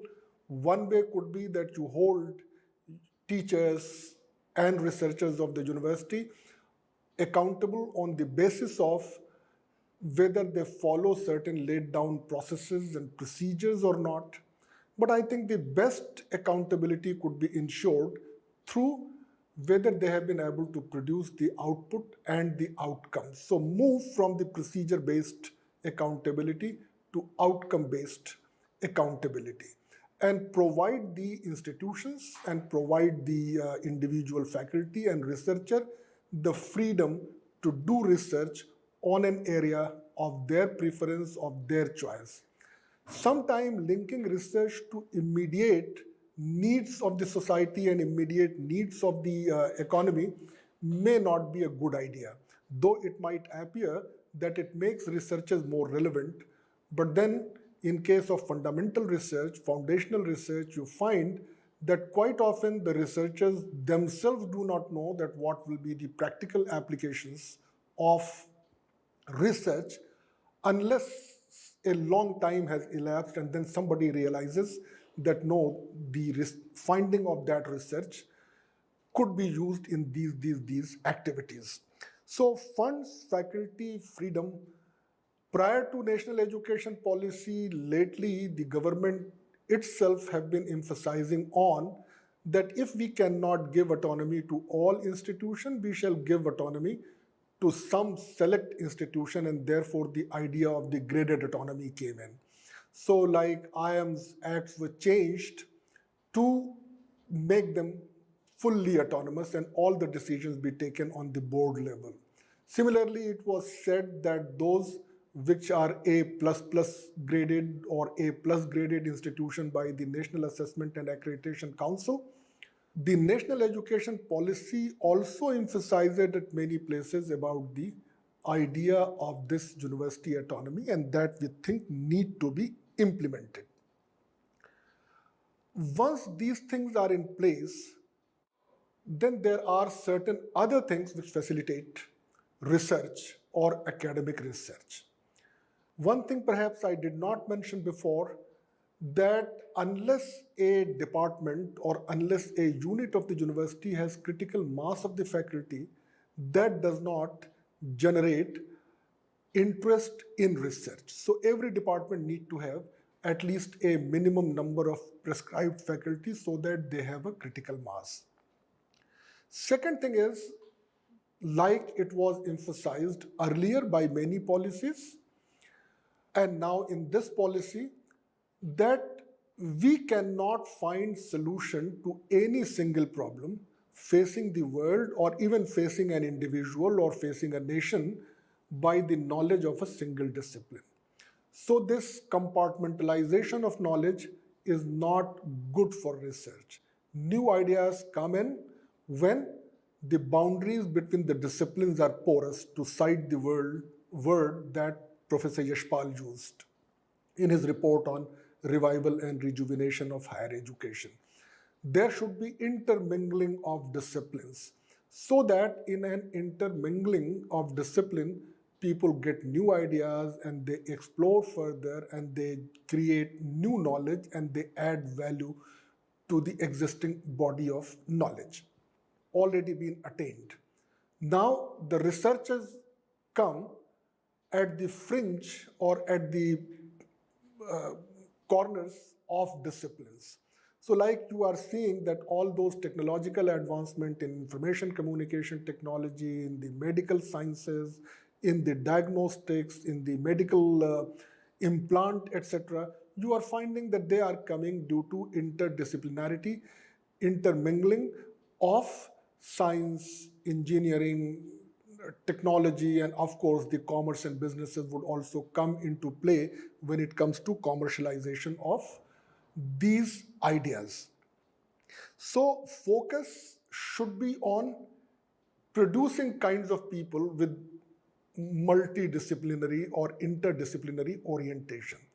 And that is where the national education policy comes into picture, where it insists that all higher educational institutions need to be multidisciplinary.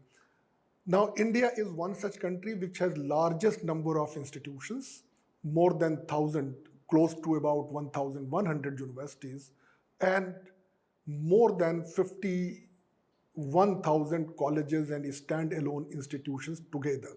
That makes the single largest system found anywhere in the world. But an overwhelming proportion of these institutions are a single discipline college or a single discipline institute. So the policy talks about making colleges and institutes and universities of the large in size, taking them to a minimum of 3,000 to 5,000 enrollment. There should be many disciplines, many departments in a college, so that people are able to pick and choose from many disciplines. And then the remaining 2 years or the next 2 years they spent diving deep into a discipline so that they specialize and super specialize in that area. So I think the policy works on this philosophy of enabling students to have a taste of many subjects and then focus on a particular discipline or a particular subjects for completing their education. This will make a holistic individual.